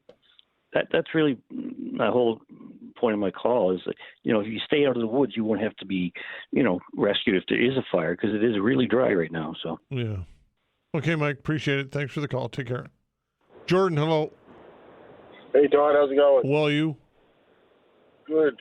I just wanted to talk about the ban there. I think they could have just come out and said, listen, it's really, really dry. We got to take it serious. Everybody thinks that the smoking is the cause of the fire. Where's the data of people walking in the woods, how many fires they cause by? Is there any data for that? I would say no. I would say there is not. None. Yeah. Exactly. I'm 42. I remember some summers where it's been pretty dry. I play a lot of baseball. I can judge it by how many times it's canceled and whatnot due to rain. And it's been dry years before. And to ban us from walking in the woods is crazy. Like, I don't walk in the woods much, but I'm a smoker, and I'm not going to go smoking in the woods and flick my cigarette there. And if you are a smoker, you'll know that if you don't take a puff off your cigarette for 30 seconds, the thing goes out. Yeah. Like, they don't just stay smoldering for – and another thing about them flicking it and all that, I don't agree with that either. Maybe put the $25,000 on littering. So if you get caught littering, you pay $25,000 because we clean up our city a lot more than what it is now, right? But banning anybody from taking the dog out in the woods because there might be a risk of a fire being started from – all they can say is smoking a cigarette. The only other way would be to possibly break your phone. The glass might spark up a leaf, something like that. I get it. I don't want forest fires, but I don't like them. Like, they could say, like, listen, it's super dry. We need to be super, super careful of what we're doing in the woods to make sure none of this happens. Don't treat us like little tiny kids. Right. And you can't do this or you're getting $25,000 fine for, you can get caught speeding doing 100 over and you're not going to get that much. That's right. Littering's $250. Like, I don't agree with people throwing the cigarettes out. And I got a ashtray in the van, and then I put them in the garbage.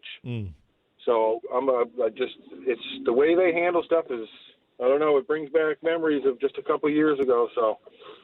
Okay, Jordan, appreciate the call. All right, take care. Thanks for the call, everybody. We did not get to all of you for that. I apologize. We will open the phone lines again on Monday, and I'm sure that some of you will still want to talk about this. We will be right back.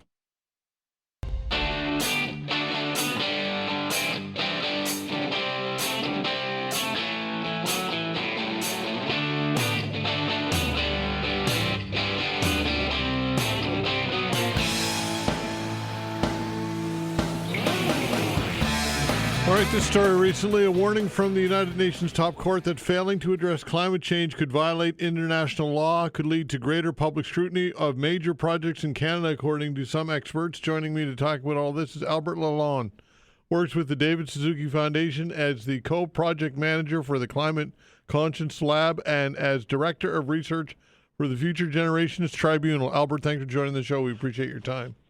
I'm glad to be here. All right, so how realistic is this, in your opinion, in something like this being adjudicated at a court? I think it's major for several reasons. First, I think that the history of the youth from the Pacific Islands who mobilized their countries to then mobilize the UN General Assembly to mandate the court to produce this advisory opinion, and we've really seen an unprecedented mobilization of small island states, for example. So I think the process is historical in and of itself, where we see international law being in service of very vulnerable states that often don't get a say on the world stage. So that matters. And then the court ruling is historical in its content as well.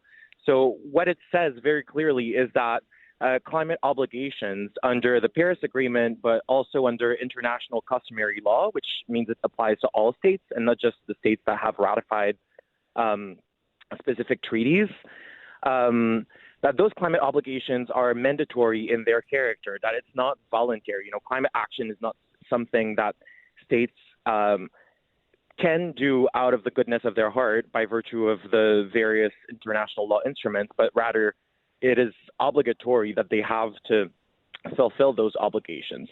So that's major. That's really a game changer. And so it's kind of the equivalent. For years, climate activists have been saying that science was categorical on the urgency to act on the climate crisis.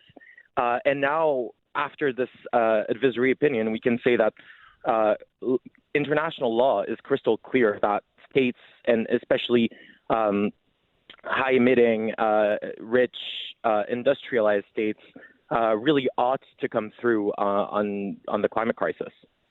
Right. The Liberal government, of course, passed controversial legislation granting Cabinet the power to fast-track major projects it deems to be in the national interest, and it's set to open its major projects office by Labor Day. Projects qualifying for accelerated approval could include ports, railways, mining projects, and pipelines. So, obviously, this is concerning for you because if they're going to use it, I would think, if they're implementing it, right? It is. This project is very concerning, and what the International Court of Justice says is that it is illegal to increase emissions for countries like Canada that already have very high emissions, that already have very strong fossil fuel sectors. And not only is it illegal, not only is it not correct, but it also their liability is engaged. So Canada could theoretically, but also like very practically, be sued by countries who experience the brunt of the climate crisis impact over any of its actions and emissions at the origin of causing the climate crisis, which includes failures to regulate the fossil fuel sector or fossil fuel subsidies or any sort of legislative or administrative process or mechanism such as C5 that bolsters GHG emissions. All right, what percent of emissions globally does Canada contribute? I've heard that it's something like 1%. Is that number accurate? I think it's something like 1.5%, which is, can seem as though it's not that much, but we're a much smaller percentage of the global population. And so per capita, I think that we're using something as 3 times more GHG from the global carbon budget than we should. Okay, and part of that could be our geography, though, perhaps. We're in a cold climate and for much of the year, and geographically we have a lot of sprawl. What are your thoughts on that?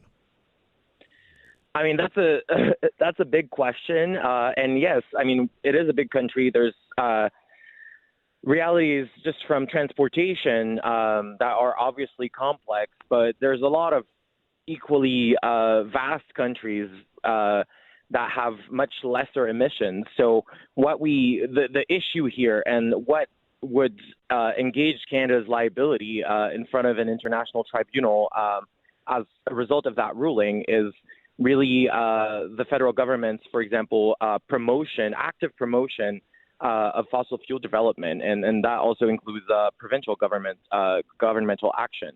So what we see is that Canada, yes, there's realities. We're in a cold country. We need heating in the winter, but that comes with some emissions. But Canada is not doing nearly as much, and has not been acting in good faith for decades.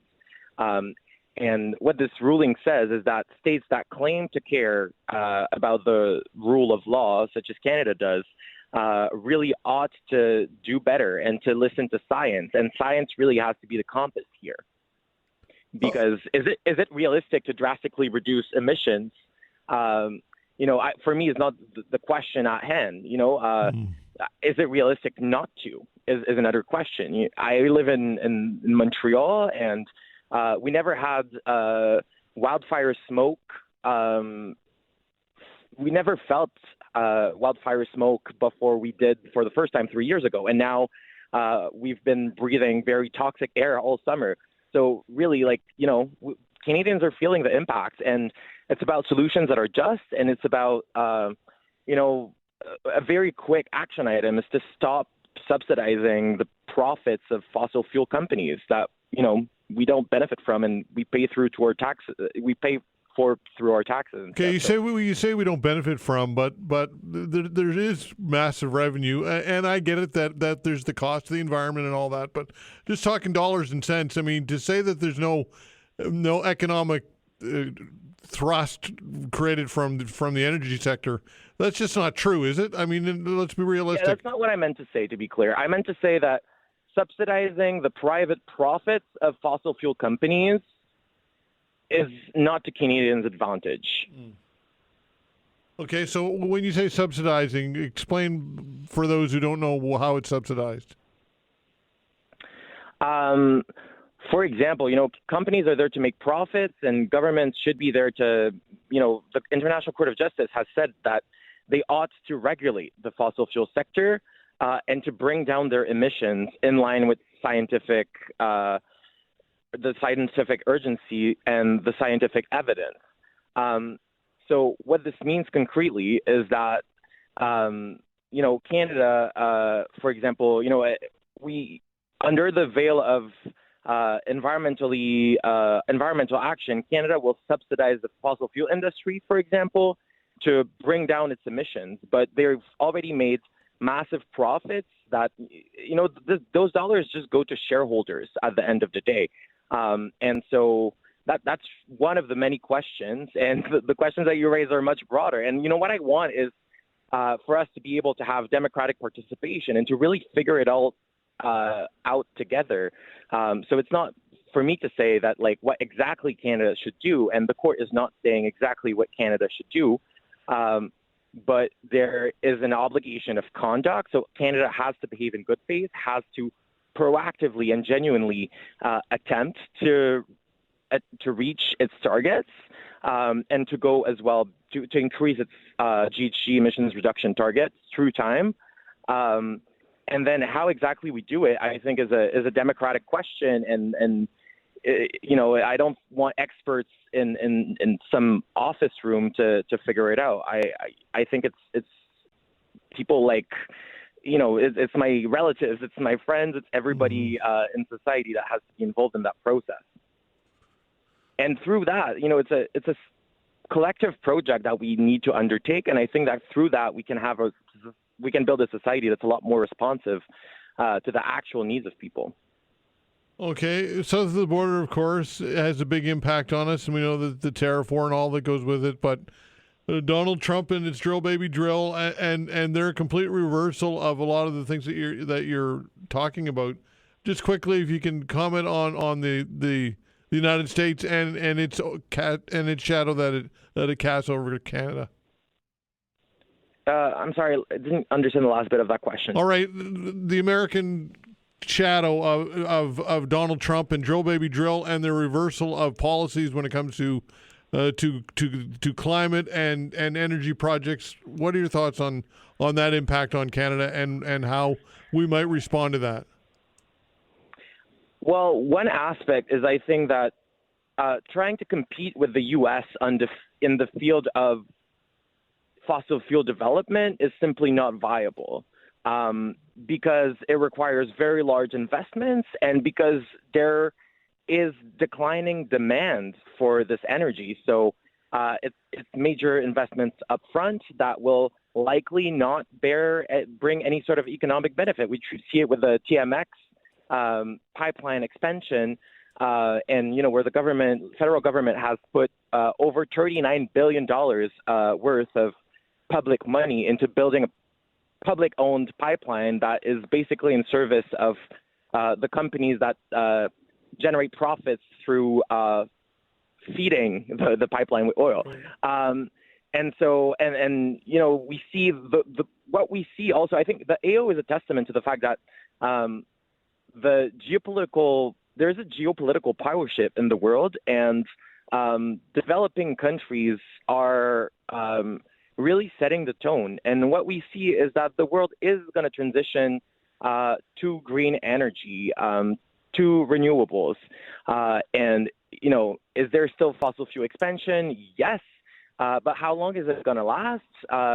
Economic experts, which I'm not, are quite unanimous in saying that those projects will not bring benefits in the long term. And so, so I think that's an element. And then what the court has said is also that by virtue of international customary law, every state is bound by the duty to prevent significant environmental harm. Right.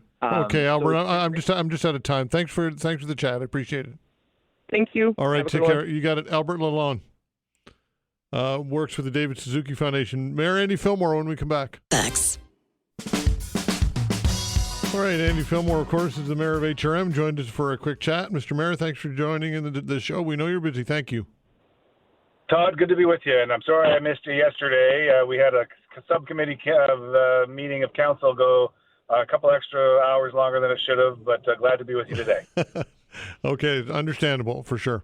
All right, I want to get your reaction on the burn ban and the wood ban because it impacts HRM in a big time way. What was your reaction to this, and what are your thoughts on it in general? Well, the memory of the fires, and even some people would say the smell of smoke is still in their nose from the terrible fires of a couple of summers ago.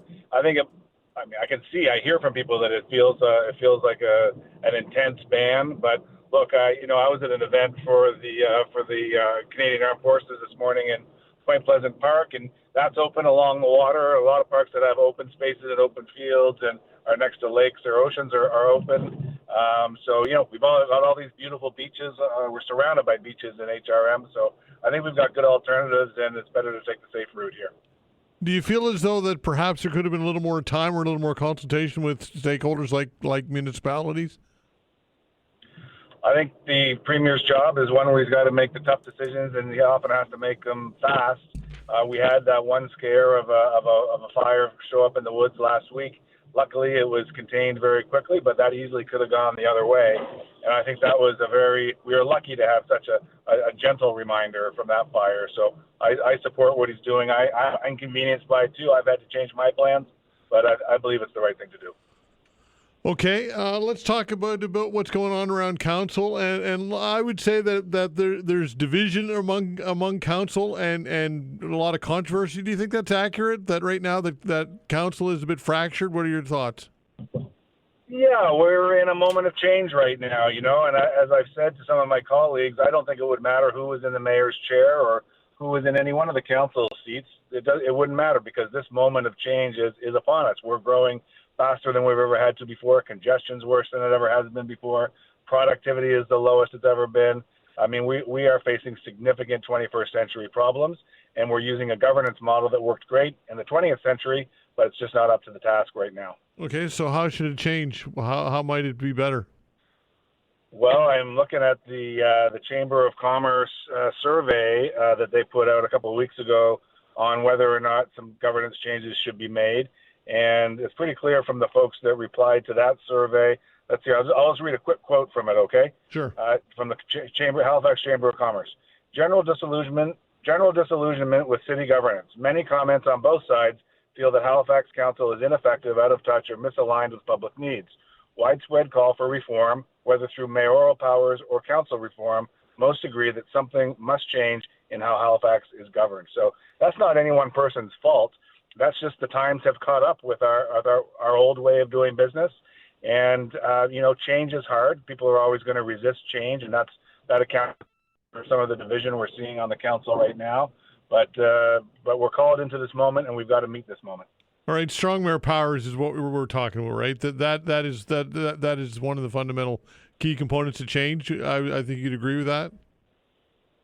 Yeah, I mean, I use the term accountable mayor. So the point is, we between the will of voters at the ballot box, what they're voting for, and the decisions, the way the decisions are made at City Hall. So to me, that's about accountability.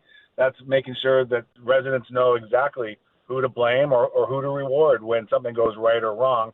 And right now, that responsibility or accountability is diffused across 16 councillors, and it's across many, many departments, big bureaucracy. It's hard to know for people where to turn to when they've got a complaint or congratulations. One example of that might be what's going on with Morris Street right now, right? That's raising a lot of interest in the community. And, how are we making our decisions? Are we doing them in the way that's best for our local economy, best for all of our residents, not just some of them? So I think we can do better. How much communication do you have with the Premier? Do you guys have regular dialogue? Do you have these conversations, or what's the communication with the Premier like between you and him?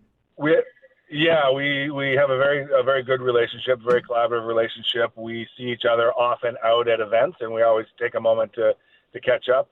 I speak to members of his cabinet on a regular basis, as you'd expect, to ensure the smooth governance of the two orders of government and make sure that we're aligned. So it's a very productive and very friendly relationship, and that's really important. Halifax needs those solid, dependable, trusting relationships between the provincial and federal government right now. Okay, and the municipal government? What about those who suggest that you can be a little too cozy, perhaps, with the premier and do his bidding in some ways? What's your response to that? I think it's ridiculous, honestly, Todd. Who would really want their mayor and premier not believing in the same goals and working together to achieve them? We've got serious housing issues. We need to build more housing much faster. Todd, here are the numbers. CMHC has said we need to be building about 8,000 homes per year in HRM just to meet the backlog. Last 3 years, we barely cracked 3,000 homes a year. So we've got so much work to do, and the Premier and I share that objective. We're both very concerned with the congestion that is bringing our capital city to its knees. We're home to half of the GDP of the province, half of the population of the province. The Premier is right to be concerned with the operation and efficiency of our city, and I welcome that collaboration. Would you agree that not every member of council agrees with you? Some members of council have been quite vocal, suggesting that the Premier has had way too much say and over municipal issues. Do you agree with that, or what's your response to that? Yep, there are some councillors that feel that. So I try to remind them that our governance structure exists as a result of the provincial legislation that he's in charge of. He's well within his legal rights and well within his mandate to pay attention to and put his hands on our municipal government structure when he sees that it can do better for the province and all the people of Nova Scotia. What I was saying, Todd, when we started, which is, we need to change here.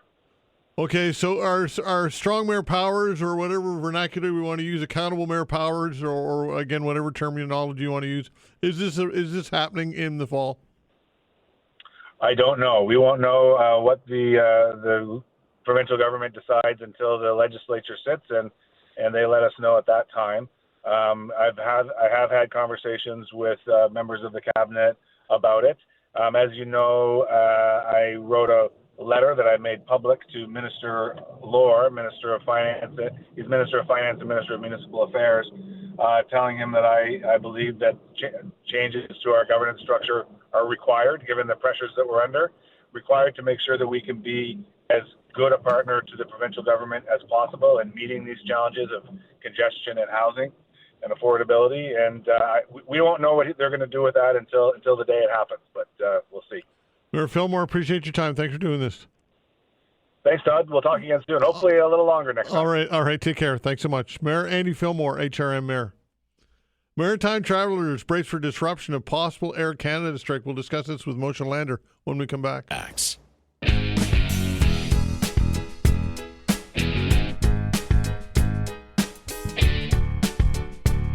All right, another possible strike which could impact the public, the traveling public, in a pretty big time way. Air Canada's flight attendants potentially striking. Joining us to talk about all this is Moshe Lander, economist from Montreal's Concordia University. Moshe, thanks for joining the show. We appreciate your time, of course. Hello. All right, so they're in consultation today, or what are your thoughts on this whole thing? I guess on what do you think that they'll get a deal done first off? Well, we've been seeing a lot of these labor disruptions happening more and more, and they've been coming from a lot of the larger unions in Canada. So I think this is a copycat sort of situation where each time one union gets some settlement, another union says, all right, that's the starting point then for our negotiations. And it's always the same themes. It's an issue of money, it's an issue of work conditions or work hours and job security. And so it's no different here. And I think it's one of those things then that Are we going to have a stare down to the 11th hour, or are we going to end up seeing some stoppage as we get into the end of the tourist season, where maybe flight isn't quite as important as it is during the maximum flying time in the summer? Okay, but planning is always a key when it comes to travel, and I would think that this is not good for the company, Air Canada. First off, it's not, but don't forget too that we've had these conversations about pilots with Air Canada, pilots with WestJet, and we've seen this across the transportation industry in Canada. I'm not sure that people have necessarily diverted their medium to long-term travel plans away from some of the airlines that had strikes last year. And so it's probably, when you're looking to make plans in the next couple of months, yes, this is going to be a factor, but these things end up getting settled, and usually in pretty quick order, whether it's the government steps in or the employer and employee quickly realize that nobody's benefiting here by everybody sitting on the sidelines. So yes, I agree with you that in the very short run, this is the type of thing where maybe start looking at WestJet and Porter if you have to fly in Canada. But over the medium term, I don't think that the damage is there, other than somebody's going to have to pay for this settlement, and it could end up being higher ticket prices or cuts in services. Yeah, but I suppose that inevitably, if the union gets its way and it gets its increases, then somebody will have to pay. But that's inflationary, right? That's pretty much standard for all industry, is it not? It is. The thing is that whenever you have requests for wage increases, look, I want a big wage increase as well, and the union represents me. I'm going to tell them, go get as much money as you can for me. Yeah. But anything above inflation better be backed by a productivity increase. Otherwise, what you have is a transfer of purchasing power that's being given over to the employees, which is perfectly fine from their standpoint, but somebody has to pay for that purchasing power increase. And so that means then that there's either a decrease in purchasing power for Air Canada's owners or for other people that work for Air Canada that aren't going to be able to get as much of a raise themselves to finance the raise for the staff. Or, of course, it's going to come from consumers who end up seeing their purchasing power eroded, or they're going to have to turn around themselves with their unions and say, well, now that I have to pay more for flights, you got to give me more than inflation. And this is what creates that knock-on effect. If the staff are just saying, we want to make up for lost time, it's really cruel to say, but too bad.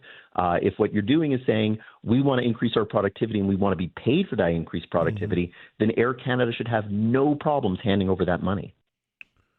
But look, I think that people get raises without increasing productivity all the time. Doing your job, it doesn't necessarily need to be measured with an increase of productivity to warrant a job. Again, inflation would warrant that, would it not?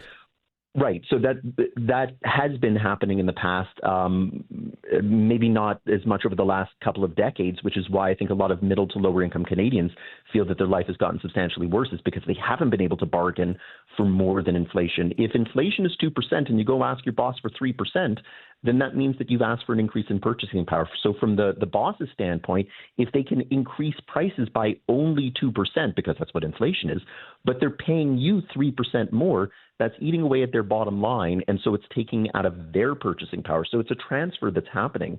In the past, we've been okay with the idea that as long as Canada's productivity was increasing, everybody could ask for more than inflation, and it wouldn't trigger any sort of price increase beyond just whatever the underlying inflation was. What we've seen, though, is that because Canada's productivity has fallen flat over the last 4 decades, it's been really difficult then to justify anything above that. And that's why so many people are just seeing that they can't seem to get ahead anymore. And things that are rising faster than the pace of inflation are really hitting them hard in the pocketbook. What do you think the government's willingness will be to interject or intervene if needed, or rather if they deem needed? We've seen that the government doesn't have any problems pushing people back to work. We see it with Canada Post. We've seen it with damaging transportation disruptions. I think given the state of the Canadian economy right now, I don't think that the government's going to have any problems, if necessary, pushing people back to work or back to the negotiating table to try and make sure that a deal gets done. I don't think that we're going to reach a point where this cripples the transportation sector. It's the last thing that we need right now, given all of the other economic problems we have to deal with. Yeah, and I think there's fatigue here among the public when it comes to striking. Like you mentioned, Canada Post, on again, off again with Canada Post, and of course the the various public sector unions, and you mentioned the pilot strike or the threat of that. It just goes on and on and on. I think people are just growing extremely fatigued of being stuck in the middle, caught in the middle of all of this labor unrest. What are your thoughts? Yeah, you're right. And I think that there's an element that we don't necessarily begrudge somebody getting theirs if we think there's a reasonable chance we're going to get ours in good turn. But I think that when a lot of Canadians are saying, wait a second, why are they getting 15, 17, 19% over 3 or 4 years when that sort of raises something that I would see in a decade? What did they do to justify it? And so sometimes you can get a little bit of public backlash as well. I think that we're going to see that, given that most Canadians these days are struggling to make ends meet, and a lot of these studies are showing that people don't even have like $500 in spare cash for an emergency, you're going to have a real hard time justifying why somebody's walking out and disrupting your life in the process. If it's not imposing a cost on you directly, then hey, who cares? But a lot of Canadians do have to travel for a variety of reasons, whether it's business or pleasure. And Air Canada, of course, is the national airline, so to speak. And it's one of those things that if they find that they're disrupting travel plans, then people might start to get upset and resentful. Moshe, appreciate your time. I know you're busy. Thank you. Anytime. All right, take care. Moshe Lander, economist from Montreal's Concordia University. I'm going to read an email or two. This one from Claire in reaction to the call-in segment.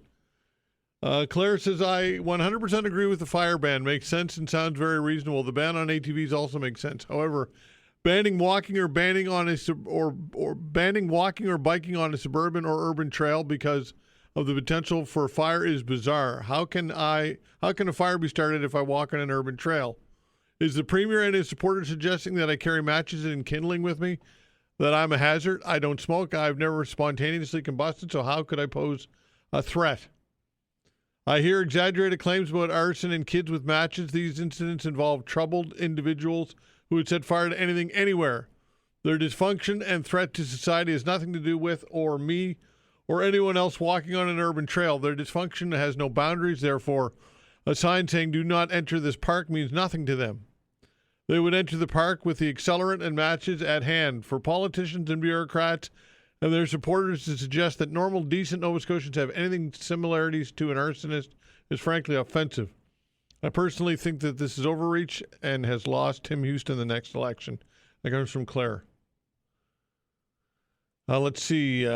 This one from Peter says, I suspect that if you made a Venn diagram to show the overlap between people who are angry about the woods ban and people who are angry about COVID masking, it would be nearly a perfect circle. In both cases, the government is asking people to make a small compromise in what they might like to do in order to protect the health and welfare of everyone. I love to hike. I wish I could. I'm willing to give it up for a little bit if it will protect our forests, the animals who live in them, and the houses that are near them. That one comes from Peter. And this one says, if the government didn't, this one from Mark says, if the government didn't put the ban in place and half of Upper Sackville burned to the ground, would the same people then blame them for lack of alerting the people? Then they would blame the government for their lack of being proactive, comes from Mark. Lots of emails on this, folks. Keep them coming. Todd.Veinotte@rci.rogers.com. That's the way to reach me via email. Again, Todd.Veinotte@rci.rogers.com. Sports with Cecil when we come back. Facts. All right, time to talk sports with Cecil Wright, sports guru. Cecil, big baseball weekend, right, for you? Yeah, I'm at Mainland Common right now, waiting for the next game to start, which will be 1:30. Sarnia, Ontario versus New Brunswick. We just saw Manitoba shut out Nova Scotia. The Halifax Mets 8-0. There's some great ball going on up here. Yeah, for sure. And tell us about the whole weekend schedule and let everybody know. Give them a heads up if people want to attend. Well, come on up to either Mainland if you're in Halifax or Beasley Field if you're in Dartmouth, and you'll see the best 22 and underage players in the country. And I'm telling you, each team has a couple guys that you look at them play and you just say, wow, these guys are the future of the game in this country. It's great. And, of course, Nova Scotia has how many teams? More than one, right? Actually, Nova Scotia's got the host, Dartmouth. Yeah. They've got the Nova Scotia team, which is Halifax, who beat Dartmouth yesterday 3-0. Mm-hmm. And they've got a third team, the Metro Marlins, who are also involved. So there's 3 local teams. Unbelievable. And any chance of winning this all for any of these teams? Well, I would say right now Halifax has the best shot, but they've got a big game coming up this afternoon. Like I said, they just got defeated by Manitoba. They got shut out. Manitoba is a real good team, though. Right now, they're my pick for the gold medal. But Halifax is looking to fight to get into that game. And, you know, if you're able to make it to the championship game, anything can happen. You know, but you know, Todd, that the game is all about pitching, and it's going to depend on who's got the best pitching remaining. For sure. Okay. Sounds like it's going to be a great weekend and lots of excitement. Let's stick with baseball. Let's talk big league baseball. And look, the Toronto Blue Jays, I mean, they absolutely made mincemeat of Colorado, broke records. I know Colorado sucks, but my gosh, what an offensive output that was. Yeah, sure. I mean, you know, I give them credit. You know, they're still in first place. I can't see them staying there for too much longer, though, because they got a tough schedule. If you take a look at their upcoming games, you know, when they're done with Colorado, they got the Dodgers this weekend. The Dodgers. Then who else? They've got a couple other tough teams. I think the Phillies. You know, they're going to do that downturn, and you guys have already started your slide downhill. You don't even want to talk baseball, really, do you? No, the Yankees are horrible. Actually, they're not looking like a contender at all. The Red Sox, though, 4 out, they're still in it. They're hanging around. The Red Sox are playing the best ball of anybody. Yeah, and I'd like to say I'm sure it's going to keep up, but you can't really say that. You know, I mean, if they play 500 ball the rest of the year, they should still make the playoffs because everybody else is going to lose games too. But I got to tell you, this contract that Roman Anthony signed, 8-year, $130 million contract or something like that could escalate to $230 for a guy who's only been playing 5 minutes in Major League Baseball. He and his family should be pretty happy. Yeah, for sure. So when it comes to the American League East, it's the Blue Jays and Red Sox, and the Yankees probably are out of it, or is that too early to say? Way too early to say. Way too early. Yeah, I like the Red Sox chances. I really do, because, like I said, I believe the Blue Jays are going to take a little downhill turn, and the Yankees are always going to have injuries. You know, and now that it doesn't appear that Judge will be able to play the field, which means that Mike Stanton has to play the outfield, which just makes me laugh. Yeah, my God. Makes me laugh, makes you cry. That's right, exactly. It's brutal. It is. Are you a tennis fan at all? You like tennis, right? Yes, I love tennis. Exactly. Especially the women out there, and we got a new star in Canada. Yeah, absolutely, Victoria Mboko. Wow, what a 18 years old. I was chatting with Dan earlier in the show. It seems to earlier before the show, I should say. But it seems to me that in tennis you can peak quite young, and it's tough to stay on top in tennis in particular. What are your thoughts on that, and why is that? Well, Naomi Osaka is the exact thing that you're talking about. Yeah. She came out and set the world on fire, and then she had some issues, and she has never been the same tennis player. But I look at the diversity in tennis, and I am just so impressed at what females of African descent have been able to do in this game over the past few years. I mean, you look at Coco Gauff, of course, Serena and Venus. There's another young lady who is doing some broadcasting now. Stevens is her last name. And I mean, the diversity has just picked up so much. And the intensity level that these ladies are playing at is it's something to behold. I'll be honest with you. I like watching the women play tennis more than the men. The men just get out there and try to crush the ball, but the women seem to be able to play those lines so well. Very, very impressive, and I'll be watching Mboko and rooting for her. Yeah, for sure. And I can't imagine how much intense pressure there would be at home in her home city to do it that way. It's just unbelievable to be able to deal with that stress. especially at her age, like you mentioned. I Yeah. mean, she's a teenager. So you would expect that she would go out there and make those mistakes that would lead to a loss. Instead, this young lady has been playing brilliant tennis. I think I should call her up and maybe she could give me a few lessons. There you go. Canada Games goes and starts in Newfoundland on I believe it's Sunday. It kicks off. What are your any thoughts on the Canada Games? Well, I'm a big baseball guy more so than anything else, and our Nova Scotia Canada Games team is I'm not sure if they're there yet or they're preparing to go. But Chris Monroe is the head coach. He's a great coach, and there's some real talent on the Nova Scotia team. They got a whole lot of pitching. I just keep my fingers crossed that they stay injury-free, and if they do that, they might be able to bring back a medal. For sure. Anything else that you want to talk about, Cecil, before I let you go? That's about it, buddy. I'm getting ready for this next game. You should drop on by. Everybody love to see you. Okay. By the way, I see Tom Brady is being honored with a bronze statue outside Gillette Stadium tonight. Why bother? He doesn't know. He didn't do much to deserve that, did he? Well, listen. Bobby Orr's got a statue. Red Auerbach, Bill Russell. I guess it's only appropriate that Brady get one. But you know what really upsets me? What? He's part owner of the Raiders, right? Yeah. Yeah, well, if that's true, he should not be having any statue in New England.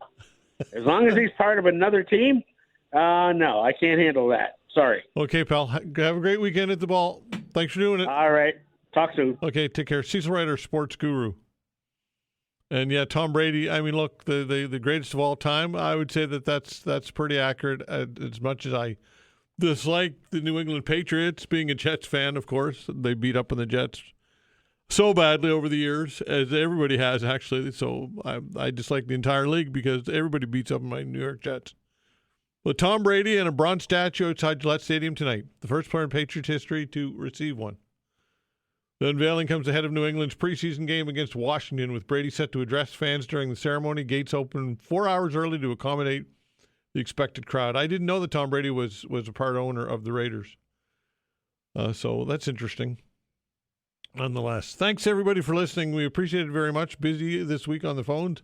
I'm suspecting that will continue on Monday. I'd like to thank Vanessa Van Den Ness on the other side of the glass of the control board. Doing a fine job as always. Thanks so much for tuning in and listening, everybody. We're back on Monday, 10 o'clock. See you then.